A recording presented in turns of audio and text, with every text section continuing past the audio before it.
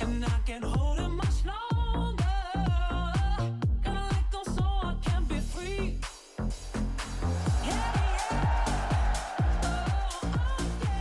Look at this. The battery mate back together. It's Lance Lynn and AJ Pierzynski on a show together for the first time. AJ, you missed Lance's debut the other day. I know. I wasn't too upset about that, though, so I'm sure you did great, Lance. Or at least you'll tell me you did great, no matter what. Hey, don't act like you didn't check in to see how I did and told me I did a good job via text. Everybody knows you play hard to get publicly, but behind the scenes, you're just a big, nice guy. I honestly, that would be like saying I read the rundowns or read Ken's columns. I knew neither, so no. He's really Where was a big I? teddy bear. Where was I when Lance? What city was I in? Do we even know? You're living your life. Usually, I guess Chicago, just because he is. I was in Chicago. There you go. I was just Chicago, random right? guess. Well, since you guys are two, played a lot of ball in the Midwest, two Midwesterners baseball-wise for a lot of your career, I have two things to share at the top of the show. Number one, you guys both played for the White Sox. Did you know that they surpassed last year's win total this past weekend? So they will not have a worse record than last year. That is impressive. Mm-hmm. Is that something to be proud of? Yes. That they're not going to have the worst record of all time again? I mean, I said at the beginning of the year, they cannot possibly be that bad. They could have somebody's trying to beat them, though. True. They are. True. They are. The Rockies. Yeah, but this could be about a 20-game improvement for the Sox, who played pretty well this weekend against the Angels. And then I've got one for Lance that I think I'm going to stump him on. Lance, we had 8 call-ups for the Twins on Friday who decided to sell about half of their team. It's okay if you don't know the answer. Most of America, I would say 99.999% of America doesn't know this. Can you name a relief pitcher on the Minnesota Twins? Ooh, no. The ones that I could name are just got traded. So no. Exactly. No Brock Stewart, no Louis Varland, no Griffin Jax, no Jhoan Duran. The lefty, John. There was another Jhoan with a JH lefty. What's his name? I forgot his name. No, he's not there anymore? No. No, I can't name one then. Stewart, Jax, Colum, he gone. Colum gone. Theobald doesn't play for them anymore. He was there forever. He was a staple. Yep. Duran, jeez. Funderburk. Yes. Funderburk. Yes. That was good. Cody Funderburk. And you know why the only reason why I know who he is why? Because there used to be a Twins prospect named Mark Funderburk who was a left-handed hitting first baseman. Okay. And I used to watch him when he was in Double-A in Orlando, and he made a little bit of call up, but he was not the same person as the Funderburk that's there now. So yes, there's Funderburk though. I got one. Good job. And if anyone listening at home wants to quiz their friends, I'll give you some other answers that you can use. Justin Topa, Michael Tonkin, Cole Sands, Erasmo Ramirez came back. Oh. Pearson Ole, Noah Davis, Travis Adams, Jose Urena. There are your options for now with the Twins, who have completely scrapped their bullpen and decided to start over. But let's talk about a team in much better shape right now, the Marlins. Let's charge. Charging the mound. AJ, are the Yankees okay? And are the Marlins good? Because they just swept the Yankees for the first time in franchise history. They've played them well in the past, but never swept them. The place was packed. Of course, it's always packed for these games because you get the satellite people, the New Yorkers who fill the place up. But they were very disappointed as the judgeless Yankees were swept. Luis Hill came back. Didn't matter. Jazz Chisholm made a little base running flub, although he said he would do it again. Add it all up. Oh, wait. And Friday, all of the new guys, or many of the new guys, came in for the Yanks and had some issues. So can you get a larger nightmare than what just happened for them down in South Florida? No. But by the way, happy anniversary to Nolan Ryan and Robin Ventura, because today is the anniversary of him charging the mound, which we use for charging the mound. So just FYI, today is the anniversary of that. 1993 was the year. So just FYI for all the people out there. No, you can't have a worse weekend for the Yankees than what just happened. They got swept by the Marlins, who are now 500, by the way, which is amazing. And Clayton McCullough deserves a ton of credit. The team deserves a ton of credit. As hard as we were on Peter Bendix, he deserves a ton of credit. They're at 500. They're there.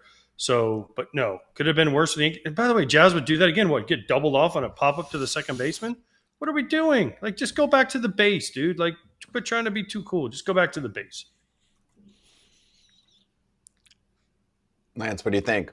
Yeah, that's a tough weekend. There's no way to look at, or it was bad. It was bad, and puts them in a kind of a tough spot. All their new acquisitions didn't throw the ball well for them. You're making a lot of base running errors. It seems like everything's going bad at once. The hope for them is when Judge does come back that he rights all the wrongs that they have going on right now, because that's kind of the only chance they've got going on is for him to carry him. By the way, Scott. Yeah. But by the way, you mentioned the relievers they signed or traded for. They all had a blow up on the same day. That is not what Yankees fans wanted to see. They were hoping this bullpen would be supercharged, and then Caballero, the guy who they got from the Rays, misses the ground ball, which leads to the winning run scoring. I mean, that was just a nightmare of a game. We questioned it, remember, when the trade went down for Bednar and some of the other guys. Like, they're going from no pressure situations to the Yankees. It was only one game. They'll get better.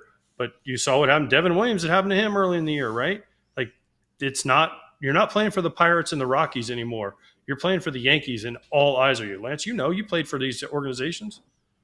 Yeah, no, it's totally a different ballgame when you get there. You got to embrace it. You got to enjoy the competition and enjoy the platform that you're on now. And it is different from some of those smaller market teams going to New York. So I think when it's all said and done, you hope that for them, for their sake, the guys that they got, it's the get the bad one out of the way right away, and then now they can move forward. But all in all, that's a tough start after the trade deadline and all that for the Yankees and their fans for sure. AJ, can we roll that playback with Jazz, and can you explain to me what happened? So Xavier Edwards said he was thinking about dropping it to eliminate Jazz because Goldie is a much slower runner, and he's the one who popped it up. So he's like, I could get Jazz and replace him with Goldie. And Jazz kind of said that's what he was thinking, and that's why he would do it again. And Booney said it's not like a lack of hustle. It's just, a play that he's thinking about. Are they wrong there? Should he just be hugging the bag and making sure he doesn't get doubled up? I mean, Goldschmidt's right there. It's not like they were gonna get Goldschmidt out at first. So I listen, Boone's standing up for his players. It's what Aaron Boone does. But my thing is Goldie's not a guy that doesn't hustle. Goldie runs the ball out, and he was right there at first base. So, and Lance played with him. He knows he's not going to not hustle. He was right there. So, yeah, that was the excuse they used. But, I mean, dude, just go back to the base, because if he does drop that, Goldschmidt can steal bases too. It's not like Goldschmidt's some base clogger. It's not me. Right, Goldschmidt can get on there, score from first on a double, especially in Miami. So I don't know. I think that was an excuse they used, but he should have just been one step off the base. If he drops it on purpose, first of all, on that turf, it's going to bounce so high. Maybe Jazz can make it anyways, but you can't be far enough off where it's even close. Yeah, you can't risk that. You can't risk that right there. And you saw the peak of the second baseman. I think he was thinking about it. Obviously, if you have a no doubt base stealer that you got to worry about. I've seen it work. I've seen it work in LA where they made sure the right guy was at first and got rid of the fast guy with the force out. But in that instance, you just got to play the game right way, stand next to the bag, let them get their out one way or the other. Because the more when you saw what happened, the more you try to think with them, you get yourself in more trouble. I understand what Jazz was thinking and the idea of it, but by doing that, he just gave him an extra out instead of, hey, you still have a runner on first no matter what. So all in all, it was a bad play. Lance, you played for Booney, right? I did. Do you think he's catching too much heat, or do you think it's fair? Because Yankee fans lose their minds. You're not going to replace the GM who's locked up for a while and been there forever. I've been always saying I feel like these are veteran guys. It's not like they need somebody to sit down with them and teach them the basics of baseball. But a lot of fans disagree and think that Booney should be much more harsh. I don't know many other managers that are harsh, especially publicly, about their players. There was one example I think that Ken Rosenthal brought up in a recent article about the Yankees. Earlier this month, he said Pat Murphy, Brewers manager, stood out when he was asked why Joey Ortiz was held out of the lineup for a second straight day and whether he was dealing with something. Murph's reply was, yeah, he's out because the manager's pissed. I want to give him his best approach at the plate every day, and we've given him a lot. We're playing him every day, and he just can't have lapses. at the plate. You don't hear that very often. That's an outlier, but it sounds like that's what Yankee fans want. They don't make the decisions though. So what do you think? I here's the thing: is Boone's if it needs to be addressed, he is addressing it. He's not going to talk to the media. He's not going to tell you what's going on in the clubhouse. He played the game. He played at a very high level in big markets. He knows how it works. Whatever happens in the clubhouse stays in the clubhouse. So I'm positive that he's addressing everything that's going wrong with the players, and the players are addressing it too. But they're not going to tell you about it because the more that gets out in New York, the worse it gets. So they would rather you say, "Oh, you're not doing enough," than, "Oh, he's blowing people up," and there's more of a story there, and things leaking out of the clubhouse, and that causes more problems than what's going on. They know what's wrong. They know how to fix it, and they've addressed it. But the problem with the fans and media and all that, they want to know what's said and how it was said. And we all know from the best clubhouses we've been in, they stay in-house, and no one knows what's going on, and you write it yourself. Yeah, it's a big difference in market too, AJ. I mean, Murph is saying his thing out in Milwaukee. Booney says anything, it's getting a lot of coverage.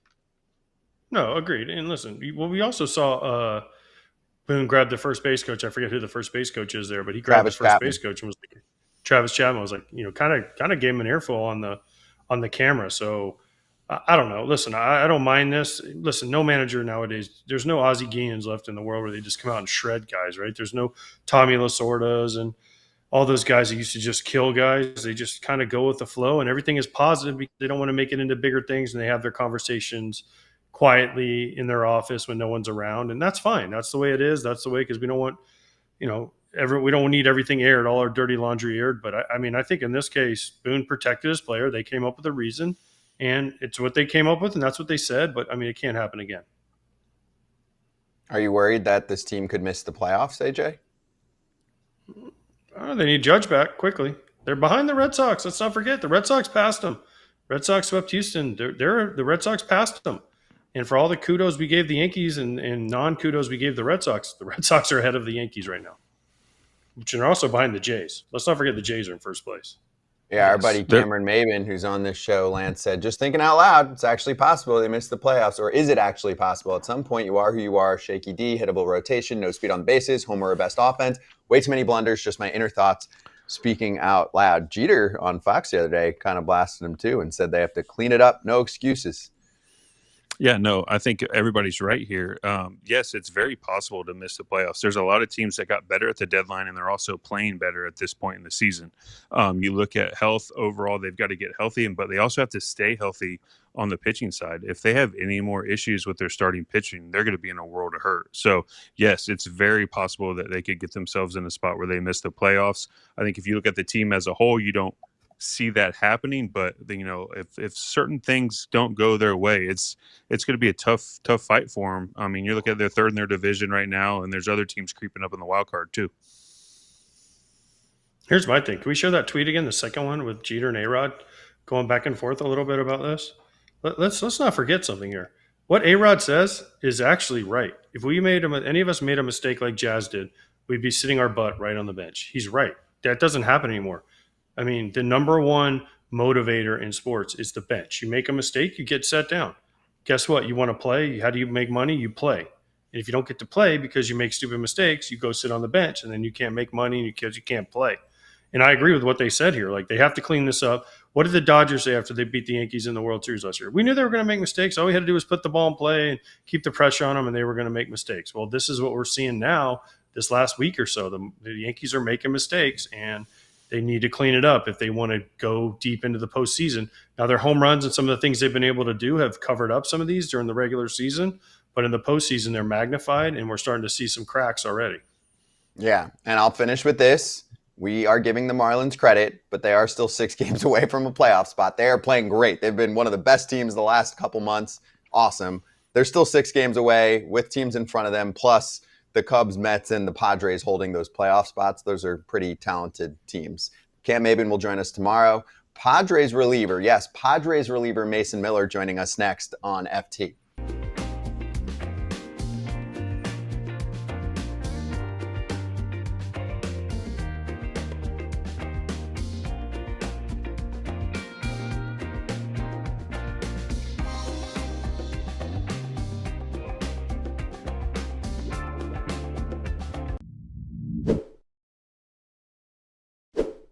It's summertime, it's bathing suit time, and it's time to get a better bathing suit liner. It's 2025, Kratz. I would like to feel more comfortable, and I would like to thank Fair Harbor for doing that.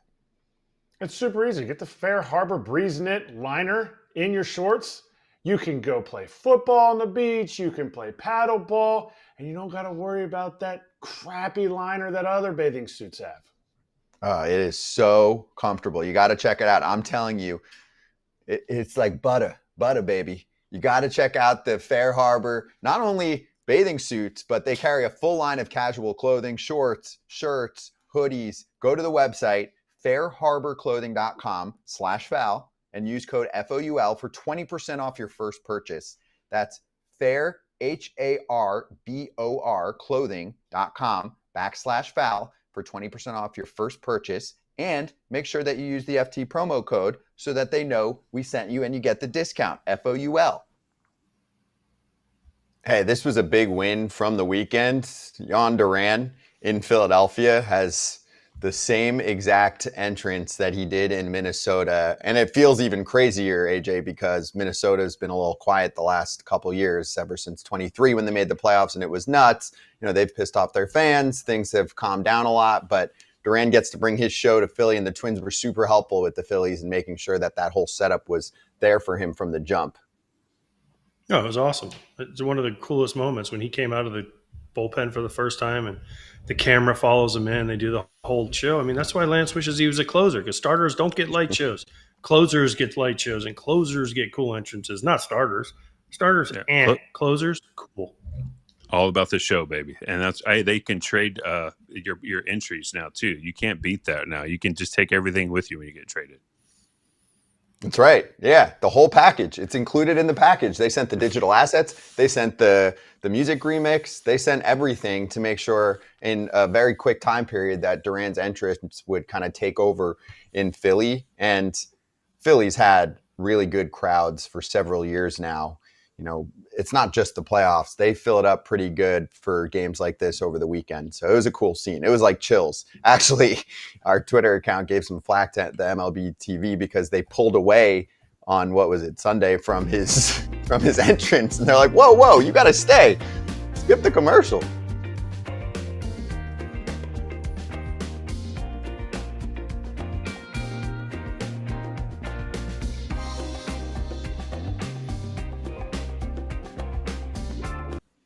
Padres reliever Mason Miller joining us. You've got Pierzynski and Lance Lynn on the show today, Mason, so you got a fun crew. Good to have you on. How did that sound when I just introduced you? You used to that? You like that? Padres reliever Mason Miller. We're still getting used to it. To it, but it's got a nice ring to it for sure. And settling in first 3 games, and now we're on the road, so getting acclimated and feeling good.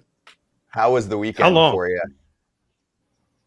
The weekend was fantastic. I mean, it was chaos every second of it for sure, but really enjoyed it and felt some things on the mound that I haven't felt, so far in my career. Mason, how long do you think until you'll understand when people introduce you, no more Sacramento Athletics? You're now a San Diego Padre, where they actually sell out every night in Petco with like 40,000. They set a new record every single night. They add one person every day. So they're like, oh, yesterday we had 40,001. Today we're going to have 40,002. Like, how long do you think until you'll finally realize that, man, I am a San Diego Padre now? I felt like getting into the game that first time, was the big hurdle. Now it's kind of the, pinch yourself a little bit when you walk out there and, the stadium's packed out. Um, you know, there's just energy and buzz, from the moment the first pitch is thrown or even before that. So it's definitely been a switch for me, but I'm really loving it. Hey, going back to, you went from playing most of your home games in the minor league, AAA ballpark. Now your home games are going to be there. Does it feel like you kind of made it back to the big leagues a little bit, or is it going to be a little bit more pressure, or just excitement, ready to go? No, I would say excitement for sure. It was an adjustment playing there this year. But, I think after a certain point, that adjustment has to be made, and it's just playing ball. So the atmosphere obviously is different, but, we'd made that mental adjustment there in Sacramento, and, we were playing big league baseball games, even if the atmosphere didn't feel that way. Okay, I have to ask about Sacramento because Severino's had all his comments. Other players, was the mound that bad? Was the mound, because other people have said the same thing? Like, is the mound really that bad? For me, I didn't mind it as much. They did do some work on it early in the year. It was pretty hard, but when it bakes in the sun all day, even though it cools down at night, it's going to be pretty firm. For me, visually, just the single level broadcast booths was what threw me off the most. Going from, a big league stadium backdrop to that was the bigger difference for me. The mound really didn't bother me. Hey, now that you're over in San Diego, have you talked to Shield about what the roles might be, how it might play out, or is it kind of just go game by game? I know Shield usually has a plan in place, and he's always been really good at communicating. What do you got for us there? Yeah. So far, we've had discussions, and I think everybody has kind of came to the same conclusion that everybody has the same goal of wanting to make it to October and make a deep run and compete for a World Series. And whatever that role is, I'm prepared to do that. I know that these guys have had a lot of success here. So it's kind of figuring out how I fit into that equation while also keeping everybody fresh, and primed for a nice run this offseason or going into the playoffs this year. Mason, you want to be on the mound in the ninth inning. Come on, dude. It's okay. It's okay. Listen, Suarez is great, but we all know the adrenaline. We saw you out on Friday night when you got out there, the emotion. So it's okay to say, "Hey, I want to close." It's okay. You'll Yeah, figure it I mean, out. But trust me. I told Mike when we talked. I said I'm comfortable in the ninth inning, and I've been closing for a year and a half now. But coming to this team at this time, and in this playoff push, it's not my spot to be disruptive to what this team's got going on, and they have a lot of good things going on. So we want to supplement that. Not only myself, but the other trade pieces we got as well. So they know that I am comfortable in that role, but I am prepared to pitch the eighth, seventh, whenever I can to get us to that, get us to the ninth inning and get a win. That's all that matters. You ain't you ain't pitching the seventh. Don't worry. You ain't pitching the seventh. Okay. Let's just get that out there right now. You ain't pitching the seventh. All right. So I want to know how you found out about the trade. Did anybody in the Athletics come to you and say, "Hey, this is a real possibility for you and Sears," or did you just kind of find out like everyone else as a surprise? Did you know this was coming? Because I was never traded during the season, so I don't know how that goes. But does someone call you in the office and say, "Hey, Mason, listen," because you missed the game, right? You missed the game the night Mhm. before, and Kotze said, "Oh, you were a healthy scratch." So is that your first inclination that you were going to possibly be traded? Yeah, I mean the rumors are what they are, so you kind of have an idea. You just never know what how much weight they hold. My agent had been speaking with Forrest, and we knew that there was a possibility. San Diego obviously didn't seem like the right fit, just based on what kind of package they could put together initially. So they weren't something that we expected, but come Wednesday. I didn't find out till the eighth inning that I was a healthy scratch. It was a safe situation, and Cots called. Our bullpen coach Hubby put the phone up to my ear and said, "You're not available tonight. I can't pitch you. Sorry." And then I spoke with Force that night, and he said nothing's done yet, but that's all I have for you right now. So, yeah, I felt like if you're holding me out of a game, there's got to be a pretty good chance that the deal's 95% of the way there. And then found out the next morning with a phone call. So, with the way the conversations were going, and I'll add that the Padres already had one of the better bullpens in baseball, including, at least four guys that you could fill in for most teams as an eighth or ninth inning man. Were you surprised when you heard that it was actually going to be San Diego versus any other club? Yeah, I mean, I think we've all seen the track record AJ's had at the deadline, and he's not scared to make any moves. So, I consider myself blessed, and I'm really grateful that they thought as highly of me as they did to put together the package they did and get me there. And I'm looking forward to helping them impact this push and pitch into the postseason. I know. So I have unfortunately been traded at the deadline a couple of times, as AJ has. AJ was so good they never got rid of him at the deadline, or he was always on a team that was just barely enough in it. I don't really know what he was doing, but what's it like? Tell the fans what's like, because it's different, man. You gotta go pack up. You gotta get all your stuff ready. What was kind of the most chaotic part of getting yourself all packed up and getting out of there? Yeah, I mean, fortunately, the A's were off Thursday, the deadline day, as were the Padres. So I kind of got a little bit extra time. It wasn't as chaotic maybe as some guys have had it, where it's you get traded and you're on a flight in a couple hours. I took a flight the next morning, but really it's just the fallout of it, where you kind of just feel like kind of stuck in time. Like it's happening, but you're not leaving yet, and you're just kind of throwing everything in bags and you kind of felt like and planned that you were going to be somewhere for the rest of the season.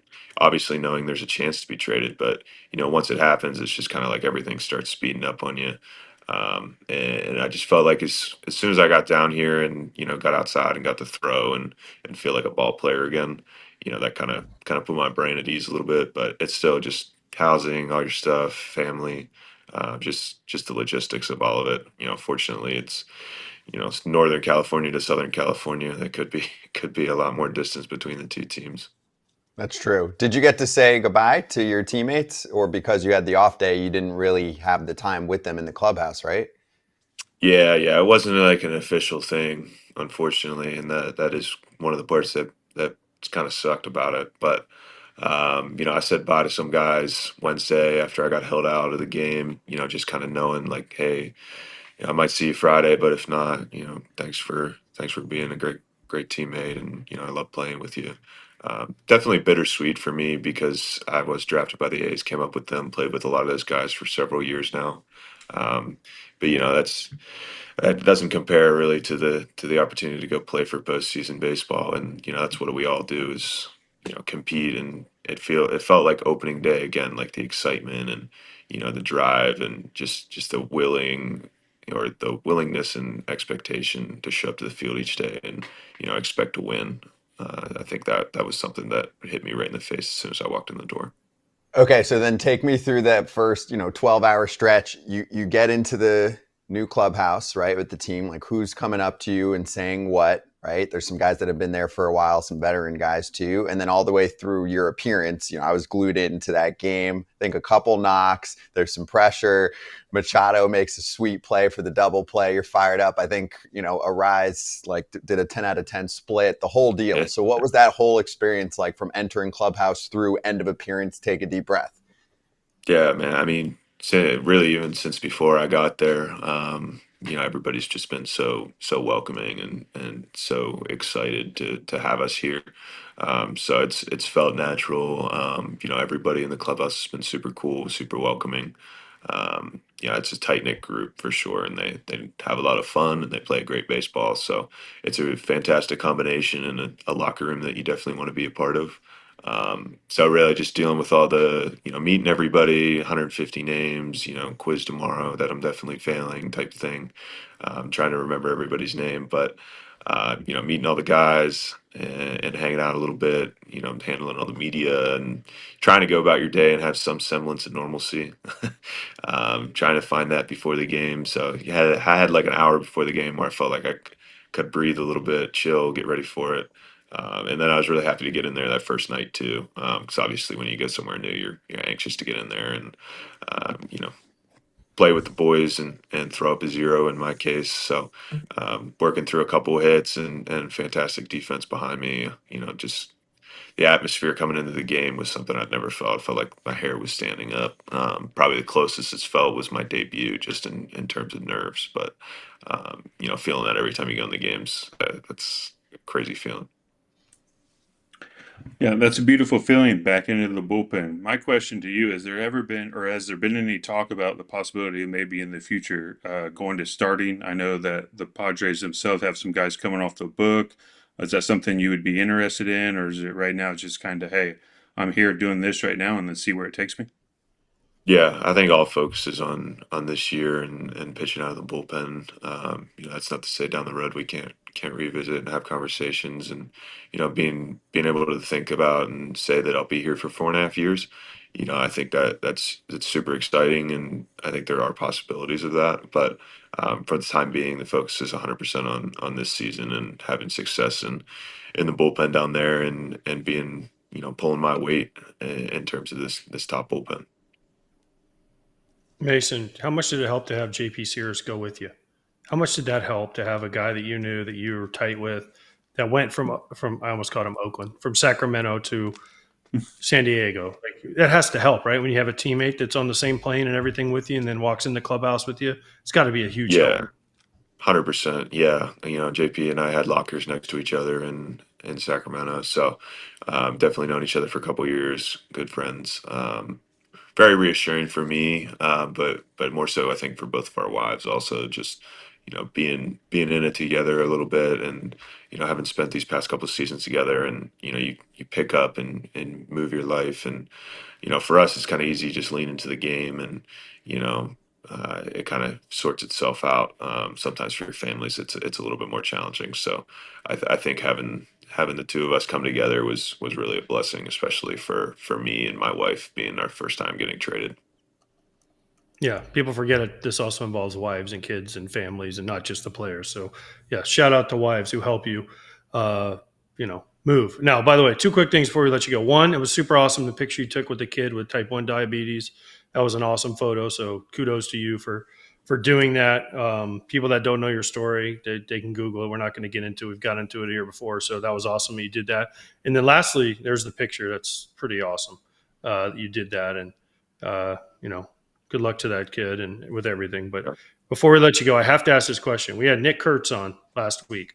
Who's the rookie of the year, Jacob Wilson or Nick Kurtz? And it's going to come down to these last 2 months for sure. That's the exciting part about that team. If Nick keeps hitting home runs, I don't know. I don't know if Jacob can keep up with that. But both of them are having just such fantastic seasons at such young ages. Removed from the draft, and just learning so much, and what it takes to take the field each day and stay on it. I know Jacob got hit with a pitch, and was kind of grinding through it a little bit, but I hope he comes back and is able to finish up the season strong. Both those guys have really bright futures, and I'm looking forward to pitching to the A's, but maybe not to those guys, especially Nick. So we'll see. Yeah. Nick is By the ridiculous way, right now. By the way, what veteran answers Mason has, by the way. He's like, I hope they both can win and split the Well- award because they can tie. Hope they Very tie. well I mean, there's a Very lot of well ball played. left. A lot of ball left. Who By would the you way, how not did want to you face? not- He just answered it though. He just answered who he doesn't want to face though. So that might tell So you who the answer is. I how did gotta he not guard get- the I gotta guard the homer. Yeah, I hear you. Yeah, he can get you How did 1-0 you real not- quick. True. How did you not win Rookie of the Year? Was it because 23 counted as your rookie year? Is that why you weren't? Or was 24? I think I was rookie of the year eligible last year. I finished fourth. I I just think it's mind-boggling to me that you weren't. I think Even like there's really- always pre-arbitration pool, war, all that stuff. There's a little bit of disparity just in terms of everyday players and relievers. It's hard to value a guy that's throwing 1 inning versus a guy that's playing 9. But I think everybody that knows the game knows that as you come down this stretch and you get into the postseason, that I think championships are oftentimes won and lost by what a bullpen can do. But those guys oftentimes just in terms of statistically devaluing just doesn't seem to necessarily line up. But that's kind of the way it is, and it's just my opinion, I guess. No, you're spot. I mean, I think you're spot on, Mason. I mean, a lot of front offices have their version of WAR, right, which we use publicly, but that is used very often in front offices. I know that for a fact, or their proprietary version of it, and it often doesn't give as much credit to relievers. And then what's the most popular phone call last week? Hey, we need a high leverage arm, and 30 relievers get moved. So we can do the math there in terms of who actually is commanding a ton of prospects. I'm with you, man. Give me a guy that throws 100 in my 9th inning. I'll take my chances more than not. Give me a guy with a 90 mile an hour slider and a 102 mile an hour heater that can throw it over the plate. I'll take my chances to win a lot of games. I agree. Yeah, and we got a couple guys that can run it up there. So Yeah. I think we're gonna be throwing up a lot of zeros. Mason, last one. Have you been taught already to snarl at the Dodgers? I mean, you're entering what I think is the biggest rivalry in the sport right now in terms of two teams that actually have like serious juice with some track record to it even this year. Yeah, I know. They told me right away. Obviously, we don't like those guys a whole lot. I haven't really had a rivalry to that extent. The A's play play the Mariners, play the Astros a lot, and a lot of close games, and we want to win those more than others, but not a rivalry to the sense of the Padres and the Dodgers. So I'm excited to experience that. Definitely going to be a lot of eye-opening experiences going forward, just with playing in front of all these fans and playing in these big rivalry games that mean so much. Yeah, mid-August, coming soon. AJ's calling one of those games, so you'll see him then, Mhm. right? AJ, the second series. There's 2 in August. Yes, the one in San Diego. Yep. Mhm. So 23rd, you'll see him. By the way, Mason, is this JP excited? Because JP's starting tonight. We didn't even ask. I mean, we asked you a little bit, but how excited is he? He gets his first start tonight against Arizona. Yeah, he's excited. He obviously similarly didn't know exactly how he was going to fall getting here, and kind of getting down here, throwing a bullpen, figuring out when he was going to start. So similarly to me getting in my first game, I'm sure he's amped to do that tonight. And he's had some relationships with guys, dating back to his days with the Yankees. So definitely excited to be here, and we're both super pumped for this next push here. Yeah, he's going to take off. I'm excited. He's had good stuff, so this will be cool. Mason, this was fun, man. Thanks for catching up with us. Fans really appreciate it. It's great to talk to a guy. Once the dust settles after a few days, bring you on post-trade. We'll catch you down the road, okay? Sounds good, guys. Thank you. Appreciate you. Mason Miller of the Padres. FT coming right back.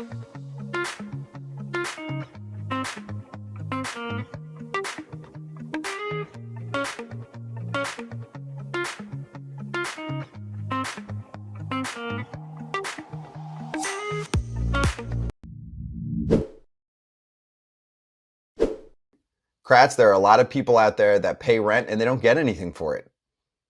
Might as well change that. You can get some rewards for flights, hotels, tons of stuff.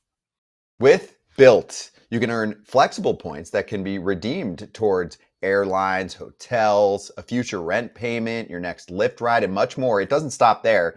Built is about making your entire neighborhood more rewarding. You can dine out at your favorite local restaurants and enjoy experiences just for Built members every month. They're turning a monthly expense into an opportunity to earn rewards and discover the best that your neighborhood has to offer. Your rent is finally working for you. Earn points on rent and around your neighborhood, wherever you call home, by going to joinbuilt.com/foul. That's joinbilt.com/FOUL. Make sure to use our URL so they know we sent you. joinbuilt.com/foul. Go for it. Lance, tell us more about what Mason's going through, right? So I think you mentioned, been traded at least a couple times from a non-contender to a contender. Are you, first off, besides the annoyingness of the move, going, hell yeah, I get to make a playoff push here and try to get one of those fancy rings? Yeah, no, it's exciting, right? You're usually coming from a team that's not in it, going to a team that is. I went to New York one time and went to the Dodgers in the next. So both big markets, both expect a lot from you, both kind of hectic. But you get everything kind of packed up. You ship everything you need and make sure you can get the wife and the kids there. There's a sense of being so excited, but there's also being a sense of like, all right, how am I going to get everybody where we need to go? And then how am I going to get ready to pitch? So it can be really hectic, but really exciting at the same time. I'm not asking you, AJ. You don't know. You don't have experience with this. No, I don't. No, I don't. The worst part of any of my trades was I had to shave my beard that one year when I was going to the Yankees. They were like, hey, you got traded to the Yankees. And Molitor told me, I was like, damn, I got to shave. And then I went and got a shave and got packed up and was rolling it. God, did I look terrible. But yeah, that was probably the worst part of that trade for sure. It's not a problem anymore. No, I don't know if this is clean enough for them though. So I don't know if it would be. You still got to keep it somewhat tight, I guess. Yeah, which gets very arbitrary, by the way. Once you let it loose, I mean, what, they're going to look and be like, one hair's off? Oh, yeah.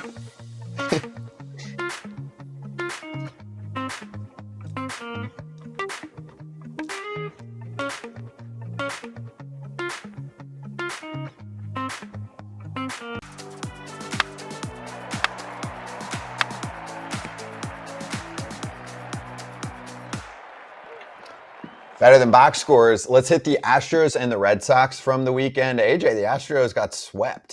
So they're struggling. There's Mm. two teams that are chasing them that got better, exactly. And the Red Sox are like, I don't care that we barely did anything at the deadline. We're good. We won 5 in a row. Like you mentioned, they're passing the Yanks. They're going after the Blue Jays in the division, and also they're in a wild card spot. So what did you think of the weekend? Correa returns, hits a homer the other day, but not enough for them. They beat Framber with Lucas Giolito dealing on Sunday. The Red Sox outplayed them in a very intense series, a very intense series of playoff atmosphere. The Red Sox outplayed them. They outpitched them, and they got the big hits. The Astros jumped out to some leads, and the Red Sox came back. Like you mentioned, the pitching for the Red Sox was really good. They made great defensive plays. They got the big hits. The Red Sox look like the better team in this 3-game series. Now it's a 3-game series, so let's everyone calm down. But yeah, in this series, the Red Sox look like a better team. What did you see, Lance? Yeah, I mean, I think you definitely saw that. I think the Red Sox, they kind of had a quiet deadline, but they've kind of like slowly been picking away at it. When they traded Devers away, they're creating something that they like and they think's going to be that's going to go well, especially with some of their young talent coming up. They didn't get rid of any of their outfielders that are really good players.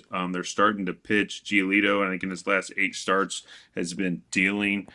So you're starting to see those guys come along, find their way, and with that team, with Bregman back being healthy, I think you're going to see him start to just play good baseball and winning baseball. And Story talked about it post game yesterday. They're not afraid to get the hit, move it, take the walk, get to the next guy, not try to hit a home run, just put the ball in play. And then you saw that in that 6-run inning yesterday. So they're doing all the small things, especially when you see like what the Yankees are doing.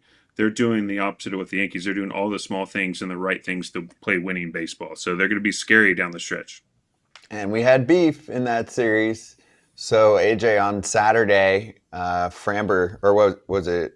Sorry, Neris. On Saturday, Neris is pitching, Astros reliever, and he gives up a double to Trevor Story with Rob Refsnyder standing on second. Story to second, and Neris is like, nah, I'm good. I'm going to balk you over to third. They're worried about sign stealing. Will Middlebrooks points out on the Red Sox broadcast, I'll read some quotes of his so I don't misquote him. He said, quote, imagine the Astros being mad about stealing signs. So someone's not bitter yet. And then another quote, a lot of guys that throw split fingers a lot, you can pick the grip out of their glove. This is not cheating. This is part of the game. If you don't like it, hide your grip better. So anyway, thoughts on that little back and forth? I think people. You got it, AJ. No, go ahead, Lance. I think you're looking at the split guy, right? I sorry I interrupt you, but I think he presets it, so it's one of the more obvious ones to get from second base if he doesn't really hide that glove tight. And it is kind of weird when you say, "Oh, the Astros are mad," but Boston was ones that got in trouble in 18 for there were some issues with some relaying signs too back when they knew what signs were when you're actually using fingers. So both teams are known to be good at it and known to be eyeful of it. But for me, whenever you're stealing a pitch grip out of a glove, you can do whatever you want. That's on the pitcher. Agreed. Listen, this is an intense series, like I said, a playoff type series. So they're looking for anything, and I think teams are hypersensitive to pitch now because the guy's jumping around at second base. Hey, look, it's a splitter. Wave my hands, it's a splitter.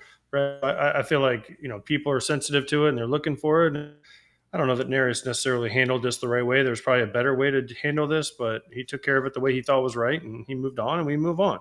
So, I mean, people said they weren't doing anything. They always say they weren't doing anything. I wasn't throwing at the hitter. You just happened to hit him. Come on, we all know you were throwing at him. I mean, it was handled the right way, but I didn't think it was great. I thought it was kind of like, why are we yelling at the third base coach? Yeah, I didn't see any chirping, so I'm surprised. I mean, if he was telling them, "Hey, if it happens again," I don't know exactly. Nobody said what was said. I think they asked Hector what he said, and he said something funny, and he didn't like it or something like that was his comment, which I thought actually was funny because it is nobody's business what he said. But hey, if you're gonna chirp, be ready for somebody to come back. So it'd be interesting what the actual back and forth was there that started the bench clearing, but when it's all said and done, you got to do a better job of hiding your grip, and then also like if you are gonna steal signs, be ready for someone to chirp at you too, or steal pitches because they're gonna bark too, and you expect your guys to bark a little bit too. Lance, are you good with former players taking shots still at the Astros?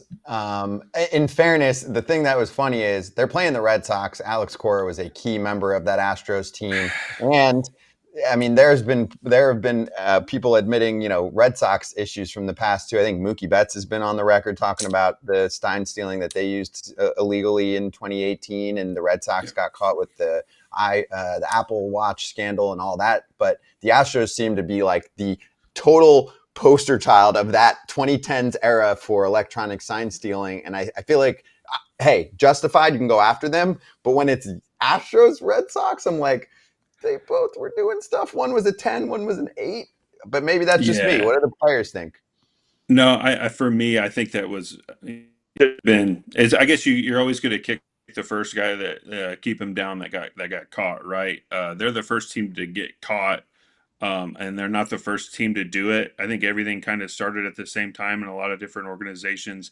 And then in 18, everybody around the league's got a good idea that Boston was doing some things too. And it's been said that they were doing some stuff. So it kind of is an unnecessary jab when in-house your team was doing the same thing. So it was kind of a silly comment, to be honest with you, when you know that the Boston was doing the same thing in 18 when they won.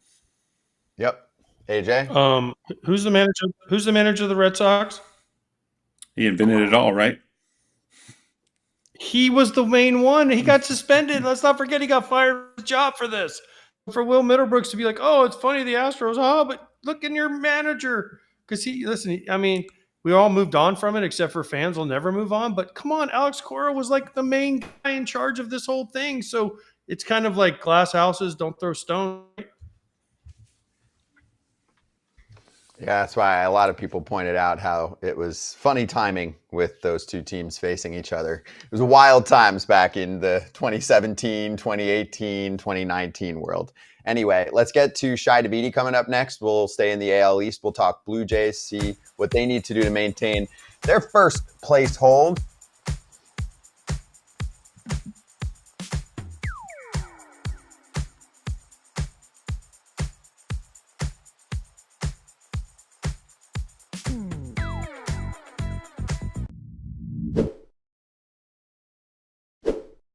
AJ, I'm on my phone right now in Arena Club, and I'm looking at the Emerald slab packs, and I see in the Grail a Bobby Witt Jr. 2020 Bowman Chrome Prospect Auto Gold Refractor card.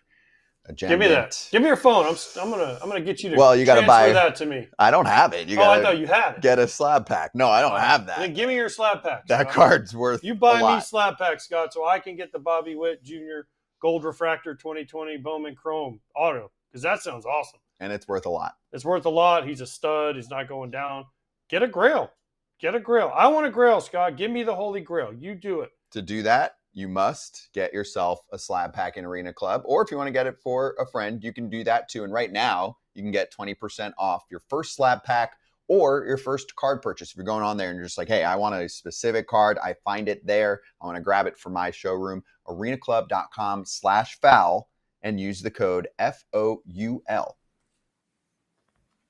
Hey, Blake Snell's back. He made his return this weekend, and of course he was pitching in Tampa, which was cool. Did you see that, Lance? Snell, 5 innings, 8 strikeouts, no walks, which is good. Gave a couple Yandy Diaz homers, so 3 total runs in that one. Dodgers lost that game, but they're just looking to get their big boys back. Glasnow's back the other day. Now they're still waiting, I guess, for Roki Sasaki if he's going to return. But the rotations, Yamamoto, Glasnow, Snell, Ohtani, Kershaw, and Emmett Sheehan. Pretty good, right? Yeah, no, it's a good rotation, and it's all about getting them healthy for October, right? Just kind of stay afloat, keep trying to stay ahead in the division. His stuff looked good. It looks sharp. So once he gets back into, big league game shape, I think his stuff will even get better. So that group as a whole, you're building Shohei up innings wise, and the rest of them have to get healthy. And if they get healthy, they're going to be tough to deal with in October, and that's what they're all about. Yeah, I'm with you. Changeup looked really good Yeah, hey, they're playing the whole year for October, AJ. That's all they care about, October. Get to October and see what we got. I mean, everyone said they weren't the best team that won it last year. They remember San Diego had him last year. San Diego had him. They had him, and the Dodgers survived and won. So you never know with the Dodgers. They're sneaky, and they have veteran guys that know how to win in big moments. And the Padres might catch the Dodgers. Let's not forget about that either. I mean, you're preparing for October. You look up, you might have the Padres sneak past you, and then you don't have that bye to start the playoffs. And then all of a sudden, you're facing what should be a good team because they're all going to be good playoff teams in the NL in a wild card round. Woo.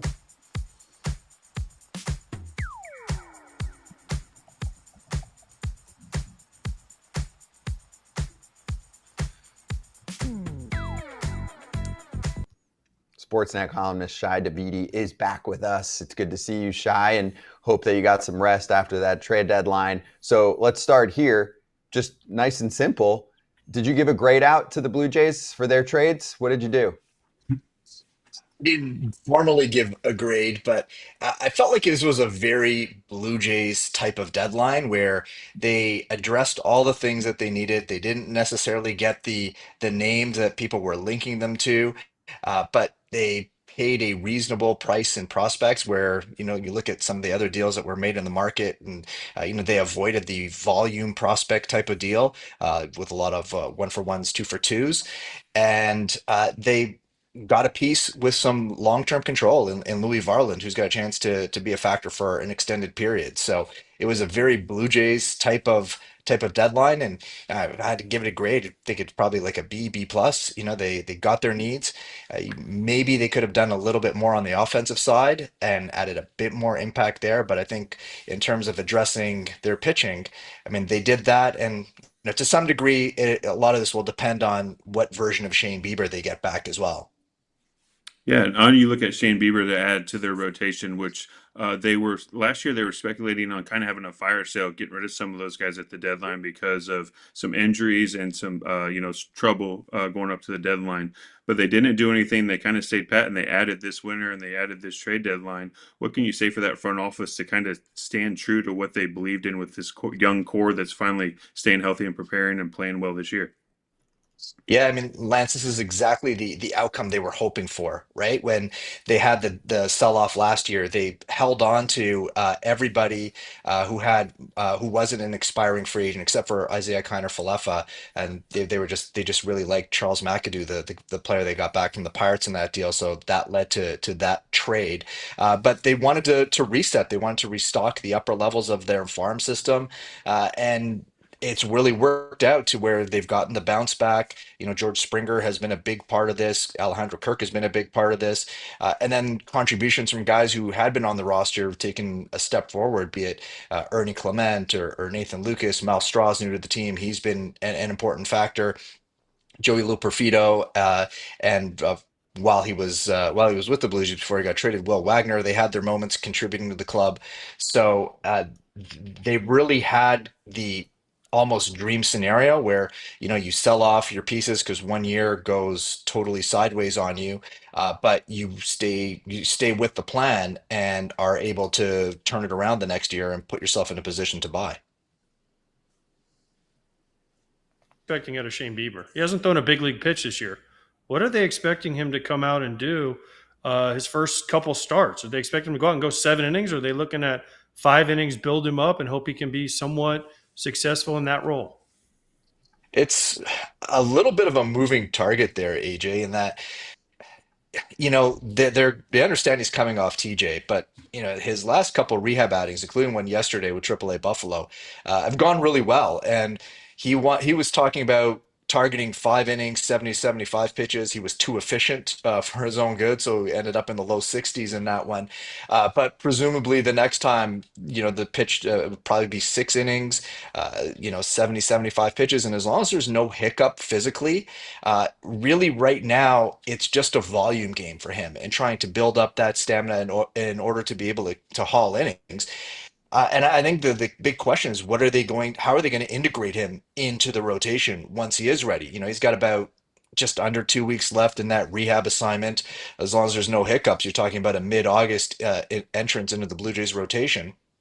And so, are they going to a six-man? Is someone taking a break for a little bit? I don't foresee anyone going to the bullpen under that scenario. How do they handle that?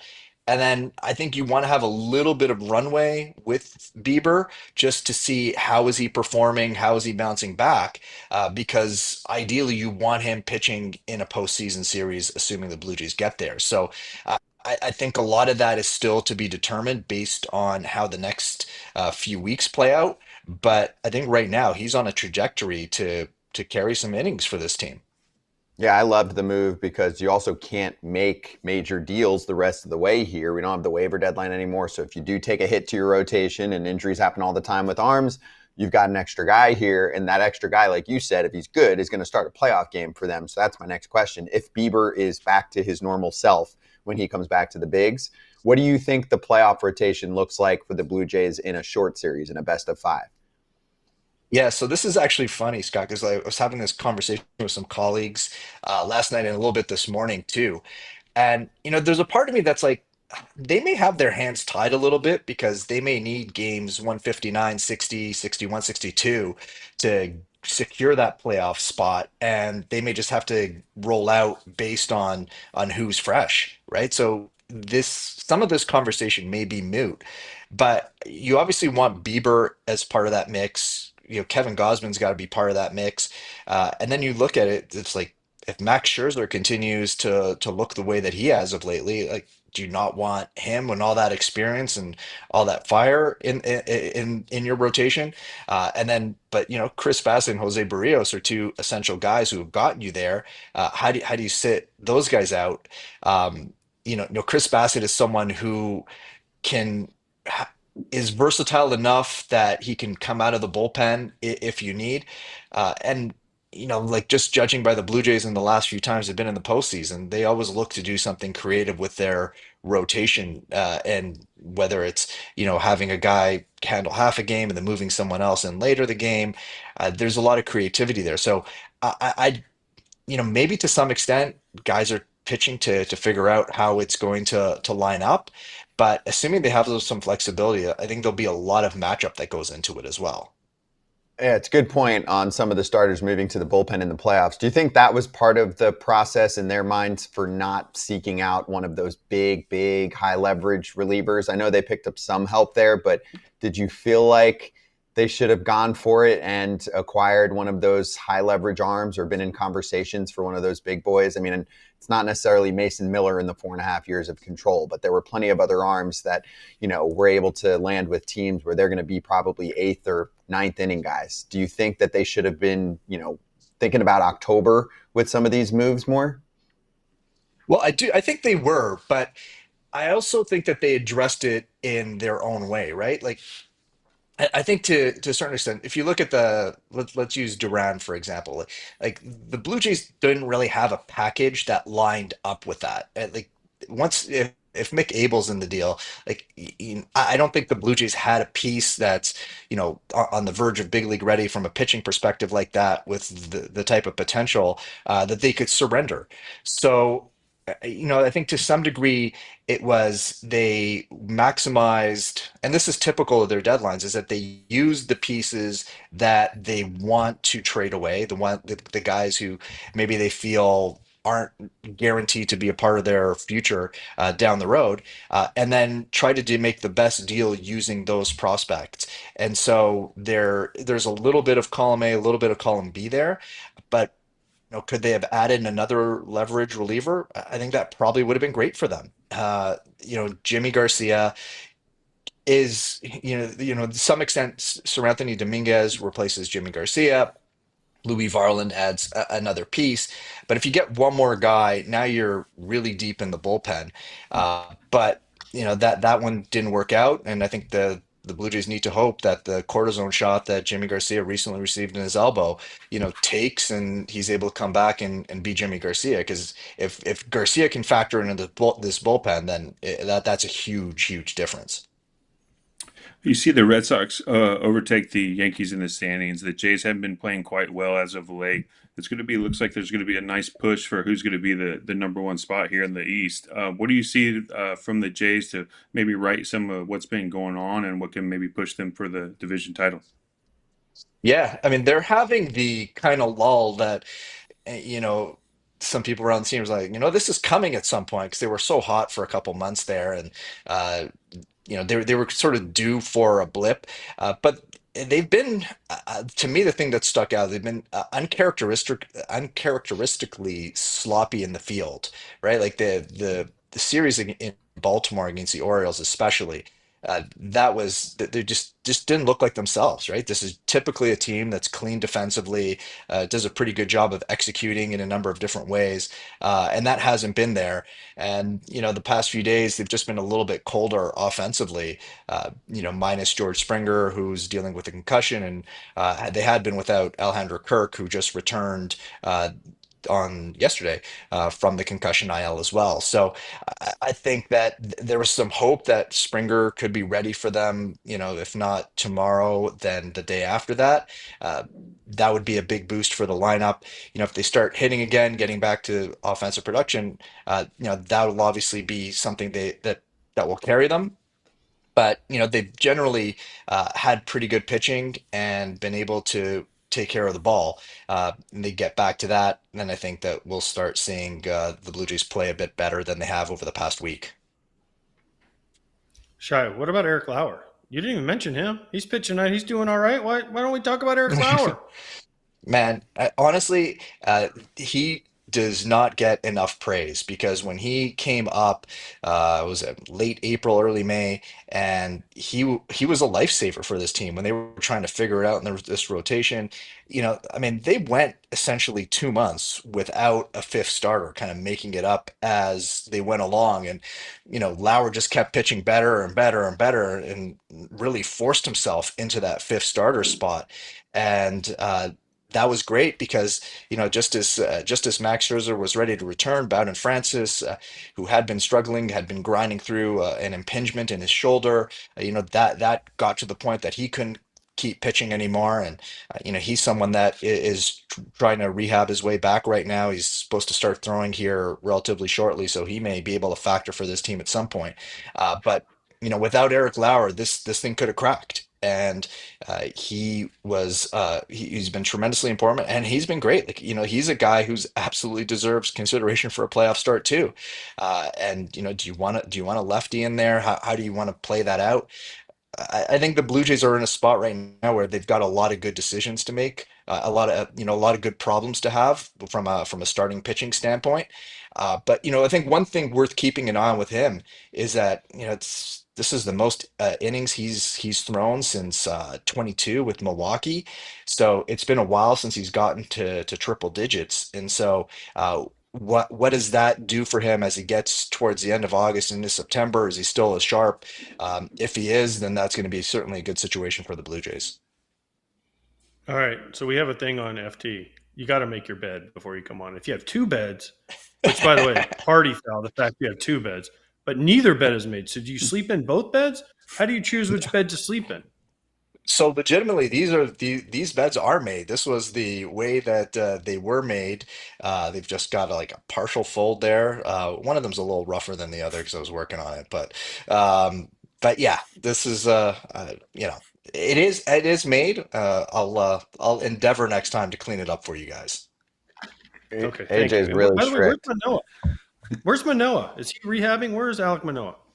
Yeah, so he should be next outing in Double A. That was still being finalized. So I believe the next rehab outing is going to be in Double A. And so, he could enter into this mix too. It's interesting because I was talking to Robbie Ray during the All-Star game, and he's still in touch with Alec Manoah, friends from their time in Toronto, and they were talking about their experiences returning from Tommy John.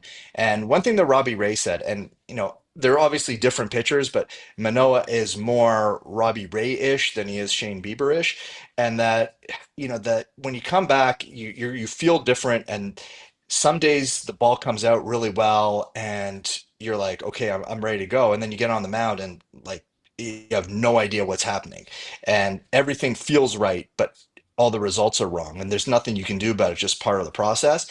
And maybe it's a little bit different for Bieber because he's more of a finesse guy. Manoa would be more akin to a power guy than a finesse guy, like Ray. what happens, will Alek Manoah have those type of hiccups? He hasn't so far, which is certainly good. But yeah, when I mentioned the Blue Jays are going to have some tough decisions to make, Manoah can certainly factor into those difficult decisions that lay ahead for the Blue Jays. Oh, I hope we get Alek Manoah's super reliever return, and he's just, huffing and puffing on the mound, doing his best Lance Lynn impression. Oh man, I would like to see that. He'd be fun to see in the back end in the playoffs. That's for sure. Especially if he's not stretched out enough, man. That might be the perfect little play for him down the stretch and help the team, and then be ready to go into. That'd be exciting. Yeah, for sure. And it would be a bit of an adjustment for the Blue Jays too, because they typically haven't done that with starters, like use them as relievers coming out of Tommy John. But maybe like Manoah's mentality would definitely play in that kind of environment. But physically, is that the right thing for him? I think that to me is the obvious question. But if like physically they can make it work, maybe that's another way to bolster the bullpen as you're getting into the home stretch here. I would love to see it. Shi, great to catch up with Right. you. Thanks for the time. Yes, AJ, last word? Shy, you know what the best cure for a rough week is? Playing in Colorado against the Rockies. You can definitely turn the offensive numbers up the right way. So it should be fun. Yeah, you want to feel good about yourself, play the Rockies, who actually did trade a guy or two as well. So you've got a depleted Colorado Rockies, which is weird for them. They don't usually like to make trades at the deadline. But anyway, another topic for another day. Shi, great to talk to you. Thank you for the time. We'll catch you soon, okay? Yeah, good to see you guys. Be well. You too, be well. Sportsnet columnist Shi Davidi, give him a follow if you don't already. Check out his work for Sportsnet.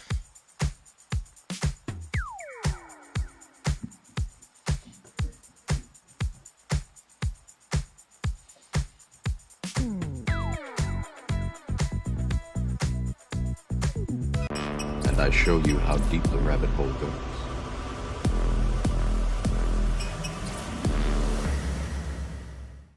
Inside Edge giving us a little data dish action. Let's talk Vladdy Jr. since we were just going over the Blue Jays.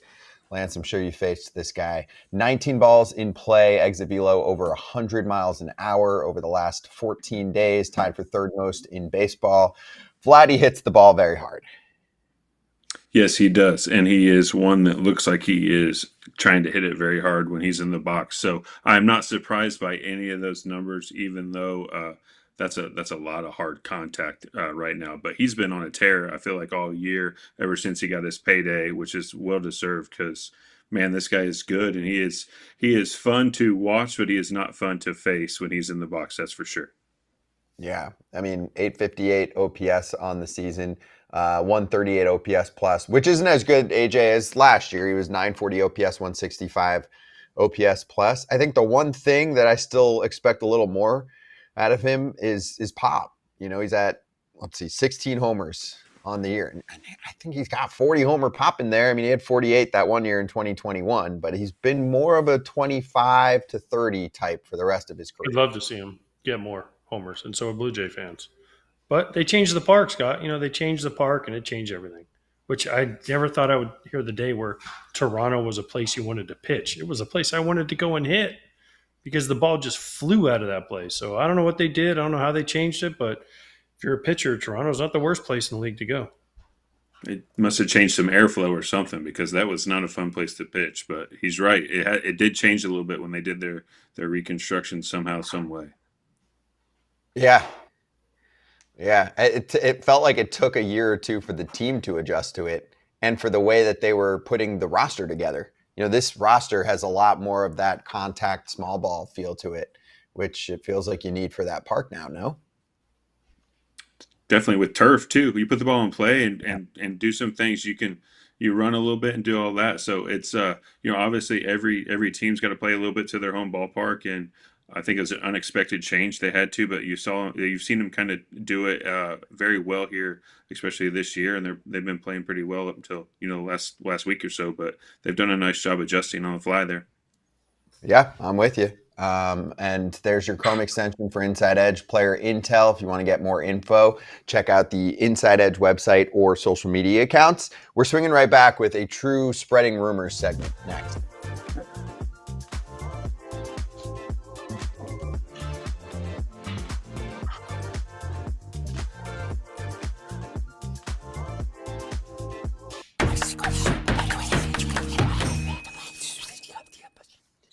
Love that open. Spreading rumors. So Joe Ryan is the last remaining Minnesota Twin. Everyone else got traded, even Griffin Jax, who requested one. We'll get to that in a moment. Joe Ryan fell for some news. It started to circulate quickly on socials, Lance, that he had been dealt, but that actually was not the case. So I, first off, feel bad when the actual human being that sees this thinks they've been dealt and then find out that they actually haven't been dealt. It's not like it was a crazy thought because 40% of the roster was traded the other day. Yeah, obviously, when everybody starts to go and you feel and you hear your name or something comes out, you automatically think that it's true. It's not the first time I've seen someone hear about it online or on TV or something like that. I was having breakfast with Alan Craig years ago when he got traded to Boston, him and Joe Kelly, and we found out on the bottom of the TV it just came across. So I'm not, but obviously it wasn't true. So you gotta. There's so many rumors out there, a lot of things flying off the table. So, there's one, and when I was in Chicago, I thought I was getting traded to the Rays, and I had a no trade to them. So I was like, "Hey, am I getting traded?" And they're like, "No," but everyone was texting me like, "Hey, welcome to the Rays," and I was like, "I've not been traded." So it does happen. It is, and it's definitely weird when you have to go into the team and be like, "I guess I'm not traded." I was there for the Alan Craig, Joe Kelly. I've told that story many times. So it's crazy that we've gotten to the point where players now find out on their phone and on Twitter rather than from the manager and the general manager. That to me is insanity. So I don't know how we fix this. I feel like there's got to be a better way to do this. I don't know what it is, but yeah, finding out on your phone or finding out through Twitter or whatever, and then people getting it wrong. Here's the other problem. People are trying to jump the gun so much because of Twitter and because of social media that they don't actually get the stories right. And they just want to be first. And that's why when you see guys like Ken Rosenthal that usually are almost always 2-3 sources before they confirm something and put it out there, that's why they might not be first, but they're usually right. So we need to figure out a way to also be right before things, because it's going to affect people. And Joe Ryan was probably as shocked as anybody that he didn't get traded because, like you said, Scott, the whole team went bye-bye pretty much except for him and Buxton and Pablo Lopez, who's on the IL. Yeah, I mean, fans aren't necessarily paying attention the way that we are, at least some aren't, but there are certain people insider-wise that you feel really good about, and there are others that you wait on for confirmation from the big boys.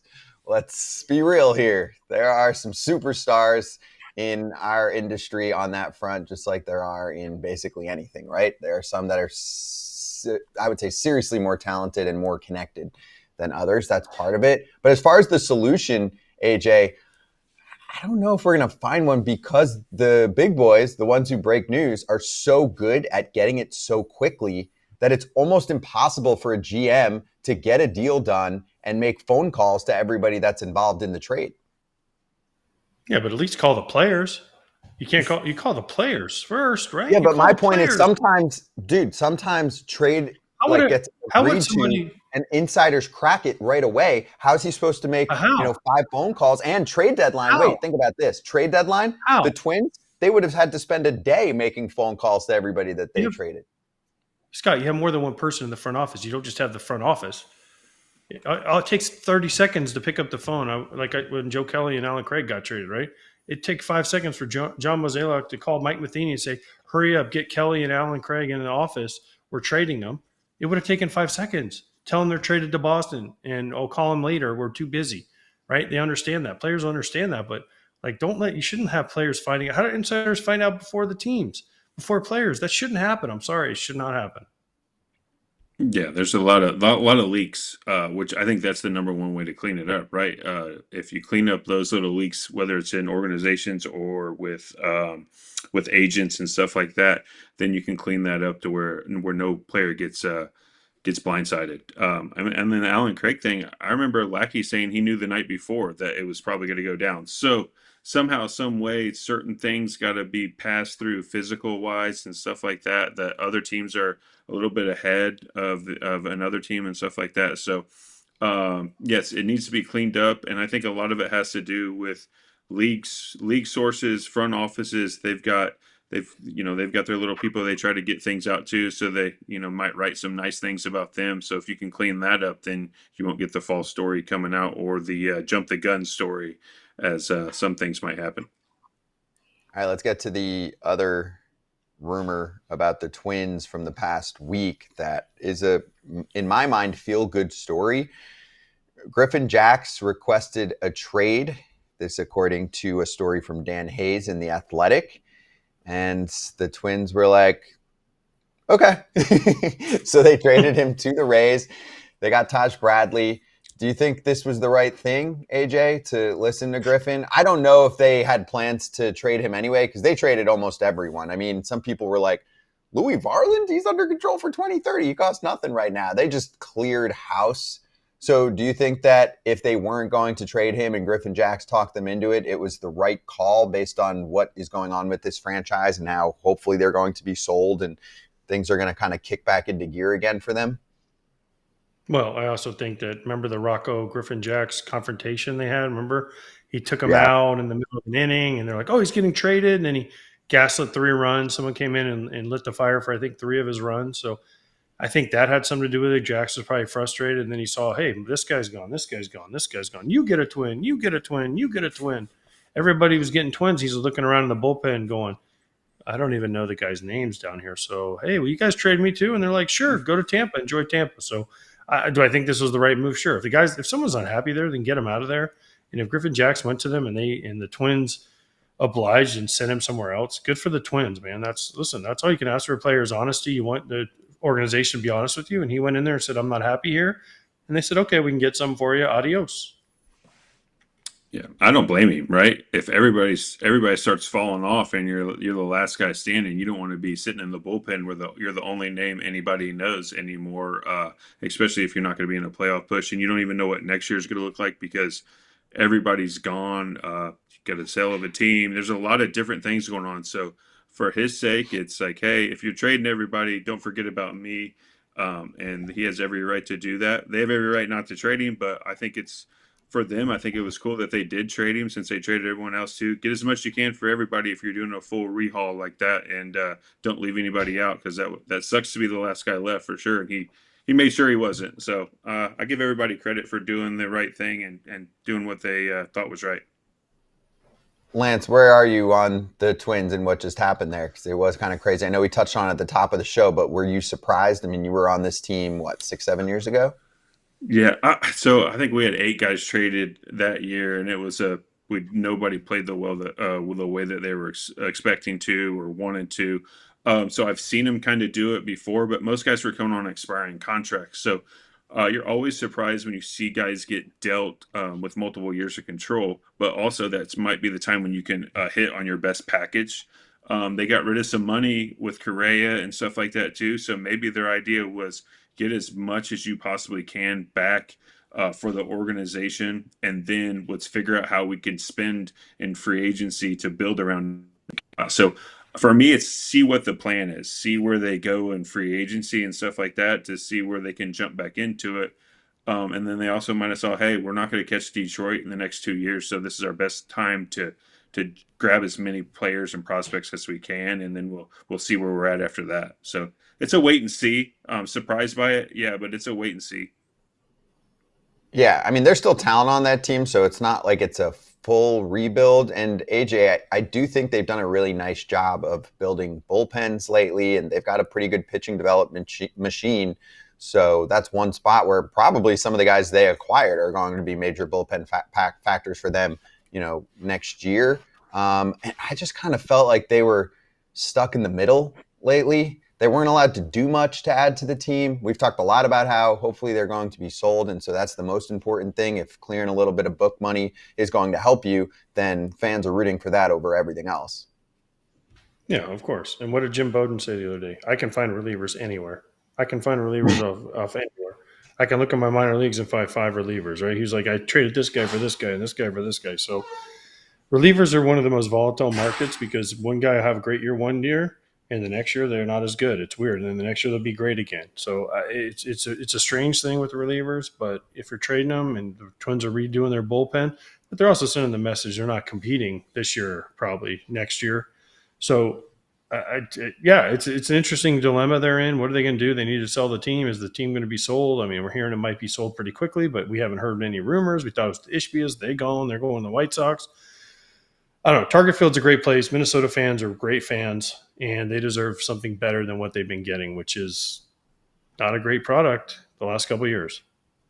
Yeah, and I do think that you can reload quicker in the American League Central than most other divisions. There's a lot of up and down. It's just how it is. You don't have these big money, big market teams out there. So, Cleveland can take a small step back this year and then be really good again next year, just like they were last year. The Twins, maybe it only takes another year or so, and then they feel like they're a contender again. You've seen that. Aside from the White Sox. Aside from the White Sox, I took AJ's answer away. Nope. So, Scott, you want a salary cap is what you're saying. So the AL Central can compete. Just making sure. Bryce Harper has words for you. Thanks. Hey, I know when Detroit was Detroit back in the day with Verlander and everybody, they weren't afraid to spend some money. So everybody needs to watch out what Detroit's owner does. He's not afraid to go for it when he thinks it's his time. With the young players they have, and they're kind of a touch ahead of what I think they thought they would be. So you never know with them. They could get a hold of that Central and run with it for a while because he's not afraid to throw some money at it when it's time. AJ, how many teams in the AL Central made the playoffs last year? Exactly. And for the people listening on the pod later, that would be three. Three teams made the playoffs in the AL Central last year. So how many made it from the AL East last year? Was it one or two? One. Right? Two. Yanks. Nobody else, right? No, Orioles made it. Orioles. Yeah, two. Baltimore. Yanks and Orioles. How many teams from the AL East won playoff games last year? One. Yeah, the one that was at the end. How many teams from the AL Central? They were there at the end. That's all that matters. How many teams from the AL Central lost to the Yankees? 3. I'm just kidding. 2. But the Yankees took out the whole AL Central last year. That's true. As they would do if they were in the division. Yes. The Twins have a checkered ugly past with the Yankees for a long time. Twins have Yankee-itis.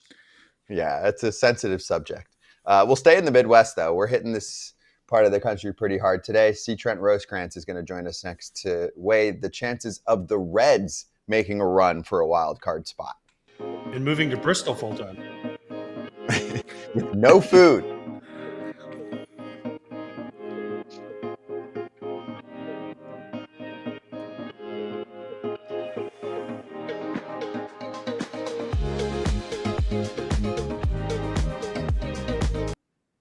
Okay, kids, there was a fake festival years ago called Fyre Festival that was run by the New York City scammer, and a lot of people went out there and felt like they were on an episode of Lost or Naked and Afraid, depending on what they were wearing. Anyway, at Bristol Motor Speedway, the shots and the scene looked awesome, in my mind, right? For the Braves and Reds, we're going to talk more to Trent Rosecrans about this. But Lance, they ran out of food really early. Apparently the fan zone was kind of a mess. The lines were insane. So it just felt like from an event preparation standpoint, hot dogs without buns, nachos without cheese, and overall lack of options was a bit of an issue. And that led to fans saying this was the MLB version of the Fyre Festival.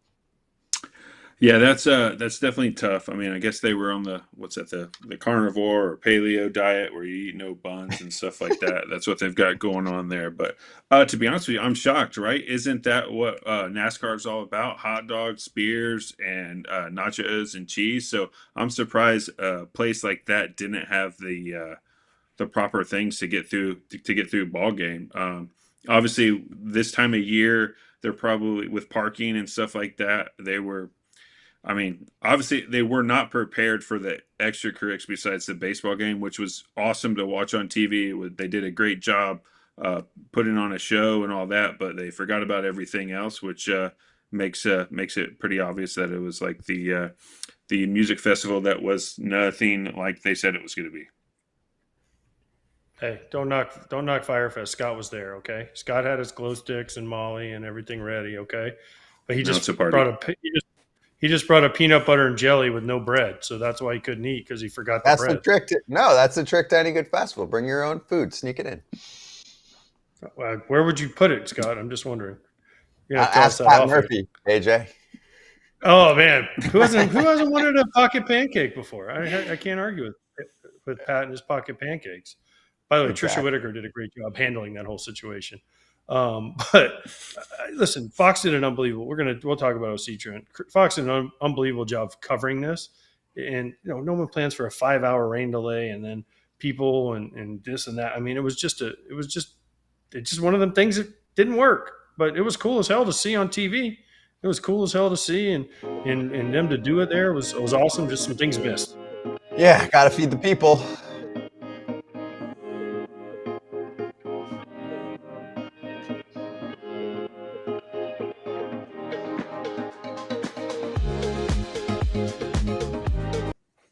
We've got our buddy C. Trent Rosecrans from The Athletic, covers the Cincinnati Reds. C. Trent, good to see you. What did you think of the Bristol moment this weekend for the Reds against the Braves? Like, give us everything, the good, the bad, the foodless. It was something, that's for sure. So I drove down Friday after the Reds Braves game, and I was staying about 90 minutes away in Kodiak, so that I would sleep and I'd drive over the next morning and then cover the game, have adrenaline, drive back. I'm that much closer to home. At the time, that was a really good idea. It's sort of what I did at Field of Dreams a couple of years ago. What I was not counting on, and apparently I'm not alone, was rain and lots of it. And oh my gosh, was there rain. I got back to the hotel about 2 that night, and I overslept and like, I'm going home. So I went home. So I did not, I saw 4 outs of baseball there. Um, it was, it was interesting. They did a Gee, better job with the did they field than I feed you? expected. I'm sorry. Did they feed you? That's what I want to know. Did they run out Yeah, of food we in the press had. box? Because nothing is Uh, worse than angry media members that can't get their food in the press box. Okay. it's you're not wrong. Um, yeah, they we had like vouchers to go down to the concession stands, and I guess I visited before they ran out of stuff, and then they brought pizza later. So during one of the delays, I don't remember which one. Um, Probably the second one, but yeah, no, it was quite the thing. It was, yeah. I understand. Like, if everything went right, it would have been super cool, and everything didn't go right.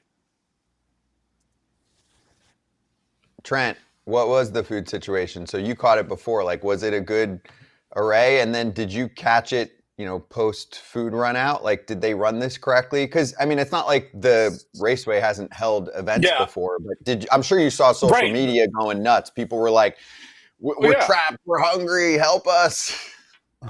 I talked to my friends. It's the Fire Festival comparisons are up there. What is interesting because of the layout of it, we were away from most of the fans because, like, if you look, there's the track, and if anybody's ever covered racing or gone to a racing event or whatever, you tunnel under the track. There's a tunnel that goes under, and that's how you get to the infield. And so the most of the ticket holders were in the actual stands, and then we were in the infield. So I didn't get a whole lot. I had a friend that had tickets in the infield, but even when he walked in, he goes, "Dude, they didn't have any Reds. Like, they sold out of Reds merchandise almost immediately." He was like, there was a ton of Braves stuff because they were expecting, I guess, mostly Braves fans, and it turned out to be maybe predominantly Reds fans. So the Reds merch, like when he told me this was 2 hours before the first pitch, um, that they'd already run out of Reds merch, and then anything that had both teams was just about gone. Um, and then that was before the food scare. And then yeah, I had basically they just gave us vouchers to go to the concession stand. The concession stand that was on the infield. I ordered a spicy chicken sandwich, and I can tell you it wasn't spicy. I can't tell you whether it was chicken.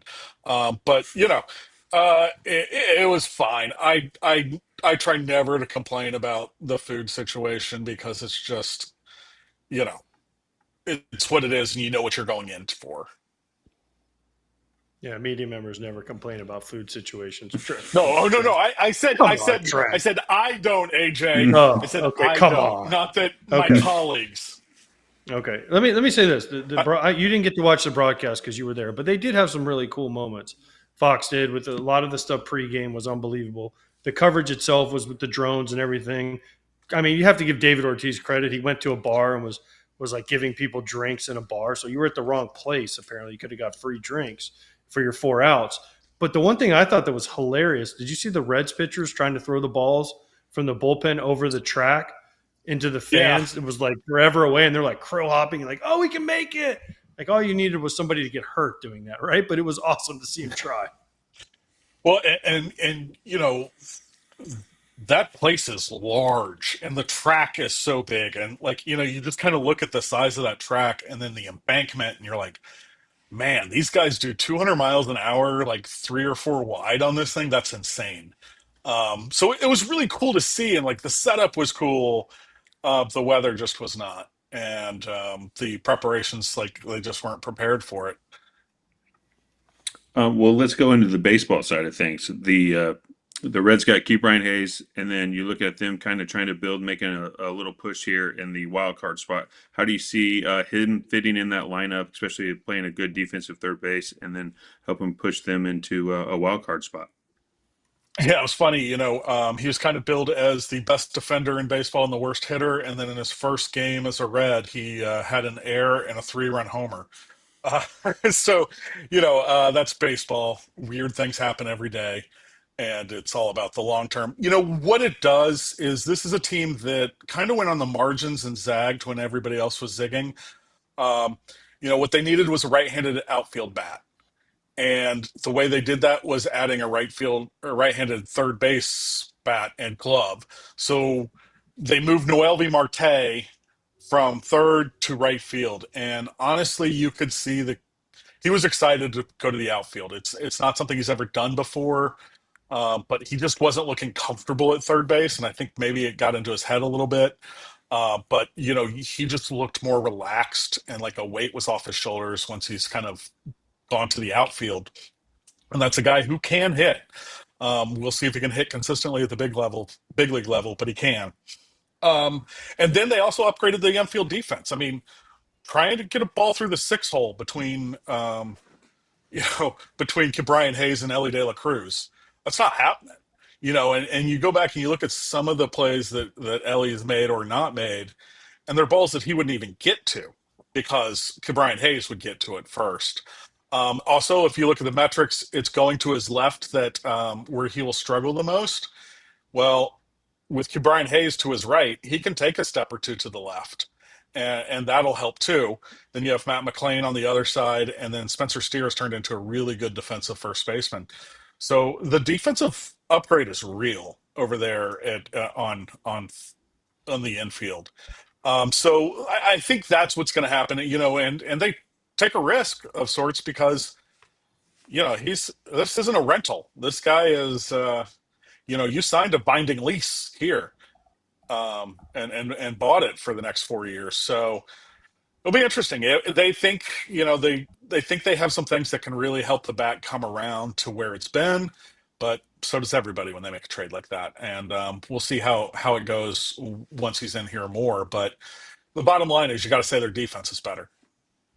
Okay, what they see though, because they took a guy in what a lot of people say isn't a great contract from a division rival who doesn't spend a lot of money, and they said, "Oh, we can plug this guy into our third baseman. It's going to automatically improve our team." I know he hit the home run his first game, but is there something they can see? I know you mentioned it, but what in particular do they see in a swing they can change? Because if you talk to people from Pittsburgh, they said, "Oh, he wasn't willing to change. He was happy hitting ground balls." Yeah, he and if you talk to him, he'll say, "Well, Pittsburgh never even like approached me and asked me to do things."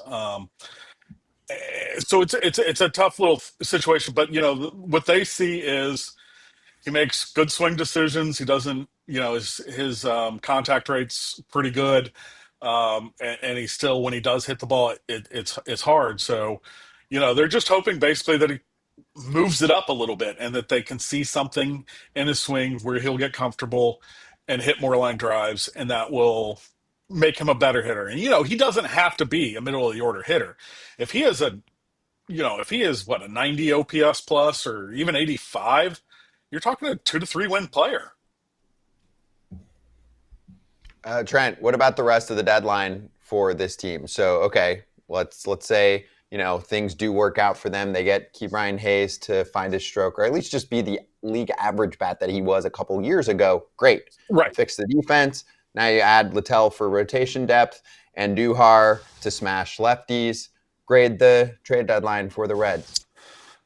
I give it a good solid B plus. I think there's no doubt that they're better. Liddell pushes Nick Martinez to the bullpen. So you add Nick Martinez to the bullpen, and we've seen what Nick Martinez has done as a starter, but last year is so good as a reliever. When he's come in relief this year, he's been good. He is really one of the big leaders on this team, and quite honestly, it's pretty interesting that they came to him before the game the other day and were like, "Hey, what if we had a starter? Are you cool with it?" And he's like, "Oh yeah, sure, whatever, man. I'll do whatever." And he says that, and everybody says that, but like I actually believe Nick, and he's kind of put into play through his actions that he believes it. And so then he goes and he shoves against the Dodgers, and they're like, "Hey, we got this guy. You're going to the bullpen." He's like, "All right, cool." And that's just Nick. He's a really, really good teammate. You talk to people and they just say he's off the charts. And then that also means that if Hunter Green, who threw a rehab start yesterday for Louisville, comes back pretty soon, you also added to the bullpen Chase Burns. And I mean, Chase Burns as a starter, he's got some time to he needs to work on that third pitch. But if he's coming out of the bullpen, fastball slider, and this 100-mile-per-hour fastball is probably his second best pitch, you got something there. So you added to your bullpen there as well. And that, again, this is all if everything goes as planned. But basically what they saw was the price was out there. That look at what people paid for dominant relievers, and for them, they may have two guys that they add to their bullpen that weren't in the bullpen before that are real difference makers. All right, And then bottom Andujar line. crushes lefties. Last 3 years, I think he's third in OPS against left-handers.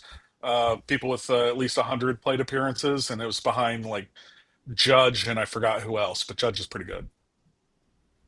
All right, I just want to know the simple answer to this question: can they make the playoffs? They're 4 games out of a wild card right now, and they got some tough teams coming up. They got the Cubs, the Phillies, the Brewers, the Dodgers. Mm-hmm. I mean, they have the Blue Jays, the Mets, the Padres. This is not an easy schedule that they have down the stretch.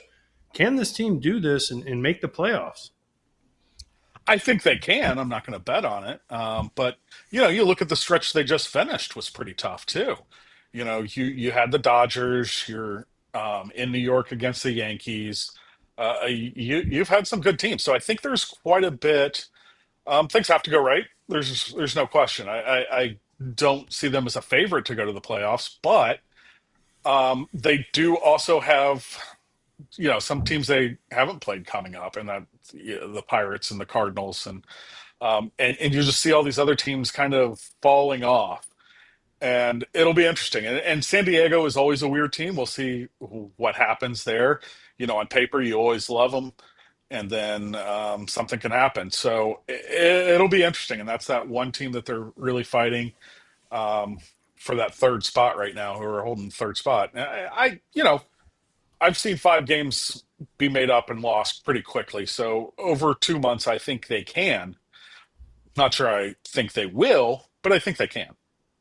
Okay, whose spot do they take though? That's my question, because if you I look at mean, who's the ahead Padres of them, maybe. Cubs, Mets, Brewers, Padres, Dodgers, I mean, yeah, they're all better Phillies. teams. I mean, who do we think that they could Mets catch in that maybe. group? I don't know. Here's the thing. You think they're better than the New comes York down. Mets? Did you just say they're better than the Mets? Did I just hear that? No, I You think said they have a Mets? better rotation than the Mets. Okay. And I think they might have a better rotation than a lot of those teams, most of those teams. oh, okay. And if you got a pitch, if you got a rotation, you got a chance. Like, no, I don't think that they're better than any of those teams. I think all those teams are better, but I mean, the best team doesn't always win. I mean, hell, the Arizona Diamondbacks, the Reds just barely missed out to them in the playoffs 2 years ago, and they go to the World Series. Like it can happen, and I just don't. But I didn't see a move out there that erased all that doubt in one fell swoop. Um, if they're looking for bats, I mean, I think we could see Sal Stewart sometime this year, and I'm a big believer in Sal Stewart. So you got some guys, you got a shot, and you just got to play. You also have Tito, and Tito's done this with teams with more and less talent, and every kind of different team that there is. I give some credence to the Tito magic. Real quick, see Trent, I like Sal Stewart too. I like the bat. Where's he playing? He's in the They lineup. just got. That's where he plays. He's a third baseman, right? I guess what He's a third baseman, but like I don't Yeah. know. There was questions whether he would stay at third anyway. Maybe Okay. second. Maybe he can play. I've seen a lot of people in left field at Great American Ballpark. You can. I mean, let's be real with this. This ballpark actually helps your outfielders because it's either in front of you or it's in the stands. So I think there's a play. He's athletic enough. He's been playing second base as well. I'm sure he can play first base, left field. There's also a designated hitter in the National League now, which is helpful. So yeah. Yeah, that's plenty of positions. They'll find a spot. That's good stuff. Well, C. Trent, good catching up with you. By the Thank way, you for the time. ballsy Yes. play by you, Trent, wearing the Georgia hat when you play Ole Miss, where Lance went to in Florida back-to-back, well, not back-to-back weeks, but 2 weeks in a row. So I give you credit for having some guts to wear that ugly hat. I'm more worried about Lance's squad than yours. Oh, Ooh, I like that. AJ's Anything to give AJ's at a AJ a jab. basketball school. that's right. True. Yeah, True. basketball. You guys Yeah. enjoy Mike White. I Enjoy got that Mike. basketball money now. Yeah, exactly. That's that. hoops money. We just care about like football. It's like anything else is just for losers to talk about. It's like, yeah, oh yeah, Kentucky, you can have it. That's fine. The SEC basketball, come on.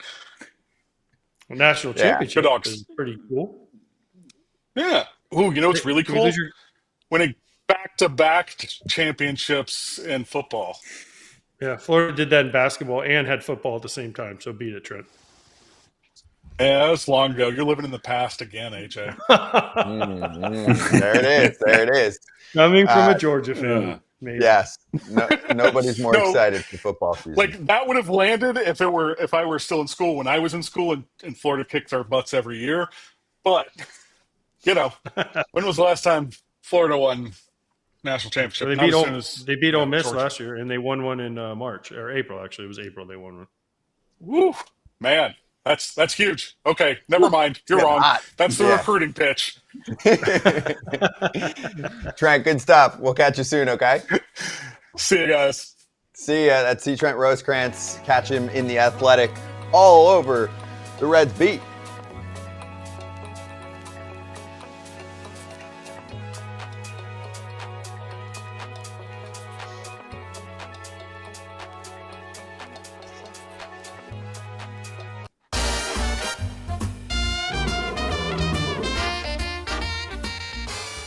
BetMGM free game of the day tonight. It's the Orioles and the Phillies streaming on the BetMGM app. Live streaming available to all BetMGM customers logged in and with funded accounts. Let's look back to Friday. AJ and Kratz were victorious. Pap and me, not so much. AJ, I got some shit the other day from a fan who chimed in on YouTube basically saying that we haven't been on our game enough this year. So he said much meaner words than what I just said, but he would like us to pick up the pace. There's way too much red on the board. I don't know if he's aware that it's pretty hard to make locks work, especially when the first couple of years, I think we've been pretty successful. We have a track record, and hey, I mean, I think Todd Father wasn't on that board, but he's still up, I believe, 4 figures or close to it. But, choose your own destiny with who makes their picks. So. When you're Todd and you only pick once a week, basically most of the time. Oh. No. I'm going to give him credit. I'm giving Todd credit. Okay. Listen, we haven't been as good, but it's also only barely August. So we got 2 months to go here. It's not how you start, it's where you finish. Okay. But I give Todd credit. Todd picks right. He gets time to study, dude. When you're doing this every day, you're like, how many times this producer lady had to say, hey, I need your locks? And you're like, and you just throw something out there, right? Like, so understood. We'll be better. Okay. But look where I started last year and look where I ended. That's all I'm going to say. True. Look where I started and look where I ended. I thought you were going to say, hey, if you're a bench guy, you get overexposed if you play every day. Also, I wasn't going to say it because I said I was going to give Todd credit. He does a nice job and Pap usually does too. He's just kind of been off this year. I don't know why. Yeah, well, I know why. I can explain it. We'll do our picks in the next round here, but Pap's specialty, Lance, is fading the crappy teams. The White Sox. Newsflash. White Sox playing better. Marlins playing better. Who else does he like to fade that's playing better? I mean, the Rockies are not as bad pace-wise as they were at the beginning of the year. Pirates have had their moments. Yeah, all of the really crappy teams are going to finish with terrible records, but they did a lot of their damage early, and Pap has gotten burned for it, so he's had to readjust. Like, if you've been trying to fade the Marlins for the past month, you are not doing well. They've been on a heater, and usually they're still the underdog. That can hurt you. Yeah.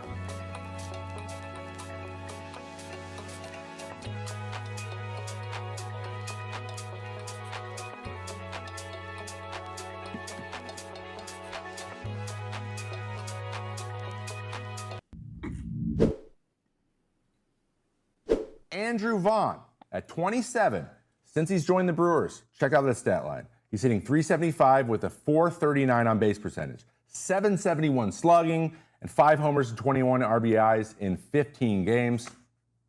That is production because he's only been there since July 7th. He is having one of the best months of anyone's had this year. Before he was traded, he had been hitting .189 with a .218 on base, so he does not walk, 5 homers and 19 RBIs in 48 games. So he's already doubled his home runs since joining the Brewers. And if you want to know more about the Brewers, we have an article that was written recently. It's really good by David about how they do what they do over there in Substack. So check that out. But one interesting thing really quickly before we move on. This just shows you how important the atmosphere and the culture of the team you were on is for feeling comfortable and getting going, right? By all accounts, from every single person who has covered the White Sox and has walked around the White Sox clubhouse, it is like a graveyard in there. It is miserable. And if you wake up every day thinking that your team probably isn't going to win that day, the motivation to be good, to do the things you need to do to be good, is just not quite as high as it would be before. And it doesn't feel good to only worry about yourself. It's not fun. It just isn't. And when you go from being in a pretty dire situation that isn't very fun to be in to a team that, by all accounts, is very close-knit, is a great clubhouse to be in, has a lot of fun, sometimes that acceptance is enough to give you enough energy so where you feel like you can make the adjustments you need to do. And we're seeing that right now in Andrew Vaughn. So if you ever had the question, how important is clubhouse culture? How important is the vibes for being able to play? Exhibit A. Good call there, Trevor. Great breakdown. May Day is Wednesdays now on the FT network. You can catch the first hour right after our show every Wednesday. We're excited that he'll be right after FT for the rest of maybe ever. I would have loved to watch that clip right next to our buddy Lance Lynn to see what he said. But hey, you got to be happy for Andrew Vaughn, man. That is right from the jump, thriving with the Brewers. He's always hit the ball hard, and I felt bad for him. I think the White Sox vibes are getting better actually now. A lot of young guys coming up, but he was part of like that middle group where it was ugly. Yeah, he needed a fresh start. There's really no other way to say it. I liken it to a quarterback having like 5 offensive coordinators in their first 5 years of the league, right? I think Andrew Vaughn's had 4 hitting coaches so far in the big leagues. So he got away from there. He got to go reset in AAA, and then he got up and came into a winning environment, and he's able to just show what he's capable of. So Andrew's good people. I'm happy for him. Yeah, that's good stuff. All right, we're gonna focus on yeah.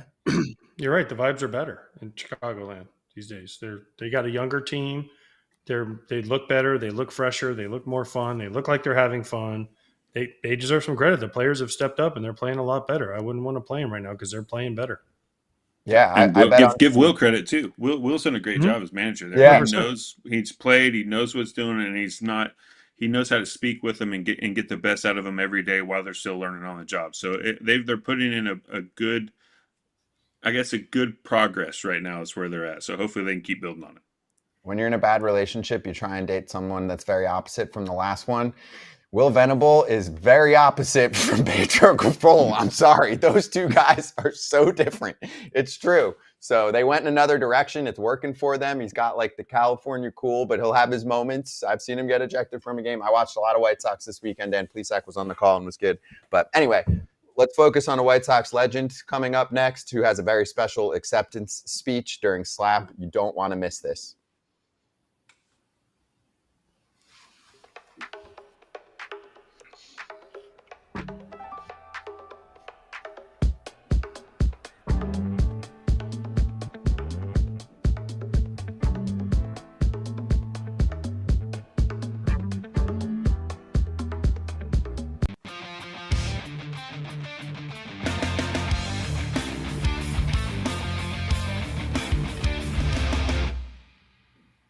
What's up, my people of FT? It's your boy Parlay Pat on this Monday. We on Monday, that's right, beginning of the week. And I got the Tigers, the Phillies, and the Blue Jays today. We down 400. We got to go with a 3-legger plus 273, I think. So we're going to put 200 on it. I know one thing, K. Povich going to get lit up today. And Tanner Gordon, he going to get lit up today. And the Twins, they don't even know who they're pitching today. So let's get that 3-legger in on this Monday. Get this week started off right. Cheers. Every day's a Friday with Pap. It's Friday, not Saturday, not Sunday. It's like I just got out of work and it was a really tough week. It's Friday. That's every day for Pap. Lance, what do you got for us tonight? I've got the Marlins, and I've got them in over 8.5, betting 100 to win 270. Okay. You got the Marlins winning. Well, no, you got the Marlins winning and over 8.5 in the game. Yeah. So parlaying them together. Okay, cool. Parlaying them together. Plus 270 beats on that one. Pap's got a plus 241. AJ?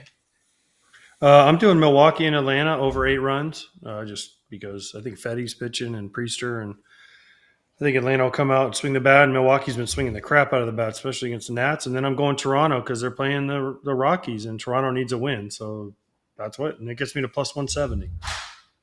I'll go Rays, Angels. I said over, but I mean under. Sorry. Did I say over? No, under 8.5 runs for me in that game. Kikuchi having a good year, not as good lately, but I think he'll bounce back against a Rays team that is missing Jonathan Aranda. He had that collision with Stanton. I think he's going to be out for a while. He's been one of the best hitters on that team.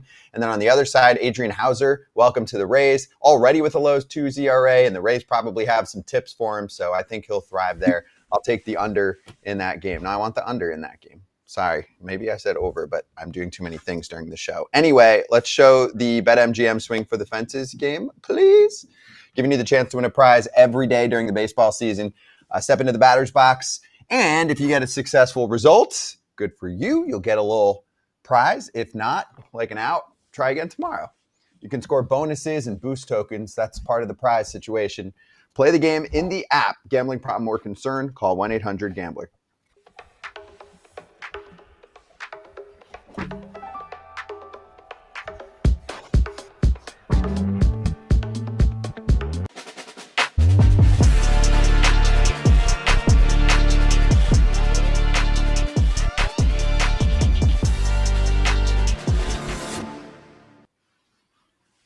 day on Friday. Can we show the ultimate announcement for our buddy, the hustler, the everyday guy, AJ Pierzynski? The MLB Hall of Good is very popular on social media, and AJ Pierzynski received 91% of the vote, and I heard the other 9% were Cubs fans, to become the 20th member of the Hall of Pretty Good and the 5th member of the illustrious Inner Circle. AJ, congrats. Speech! All right. First of all, I want to thank the Academy. Oh, wait. No, that's not right. I want to thank the writers. No, wait. That's not right either. I get to thank the fans. Thank you, fans, for electing me to the Hall of Pretty Good. Also, I'm in the Inner Circle. I don't know what that means, but I think it means you get over 90% of the votes. So I just want to know who the 9% are that didn't vote for me. So the 9%, I'm like Ichiro. I'll buy you guys dinner at Bristol, okay? I'll buy you guys all dinner and hot dogs and nachos at Bristol next time they have a game there after they run out of food, clearly. So, no, it's a great honor, honestly. And they do great on social media. And they're starting this thing, and there's, I think, 20 people in. And so to get into the Inner Circle is pretty special. And now I can sign my autographs, AJ Pierzynski, HPG. I don't know if it gets to be paid as much as HOF, but it sounds kind of cool, doesn't it? It's more unique than HOF, actually, Lance, so I'm into it. True. Yeah, you can always hang your hat on it. And I see that you bought the food and not the parking. So I see you still a little tight in the wallet. So it's all good. Hey, what I want to know, do I get a gold jacket, green jacket? Who gives a – oh, wait, Who that's gives Happy a – yeah. Hey, Happy Gilmore 2's out. Just came out on Netflix. So I know. I thought he did a pretty good job. I haven't seen it yet. I'm waiting for my son to watch with me. But there you go. yeah, the first one was great, and the second one I'm sure will be fine. People have kind of said it's up and down, but listen, that's my kind of humor because I'm still like 12-year-old kid, so I'm sure I'll laugh numerous times in it. But yeah, no, listen, I'll be honest with you guys. It was pretty cool. I didn't even know that was a thing until they tagged me in the Instagram and said, "Hey, we're doing this," and I was like, "All right, let's see how it goes." And then some fans must have thought I was pretty good, even though Lance thought I wasn't any good. Mike Matheny didn't think I was any good. Apparently, 91% of the fans thought I was pretty good. Hey, I thought you had good fingers. We got along just fine. It's just keep throwing it right here, and as long as I don't have to block it, I was good. So we got along just fine.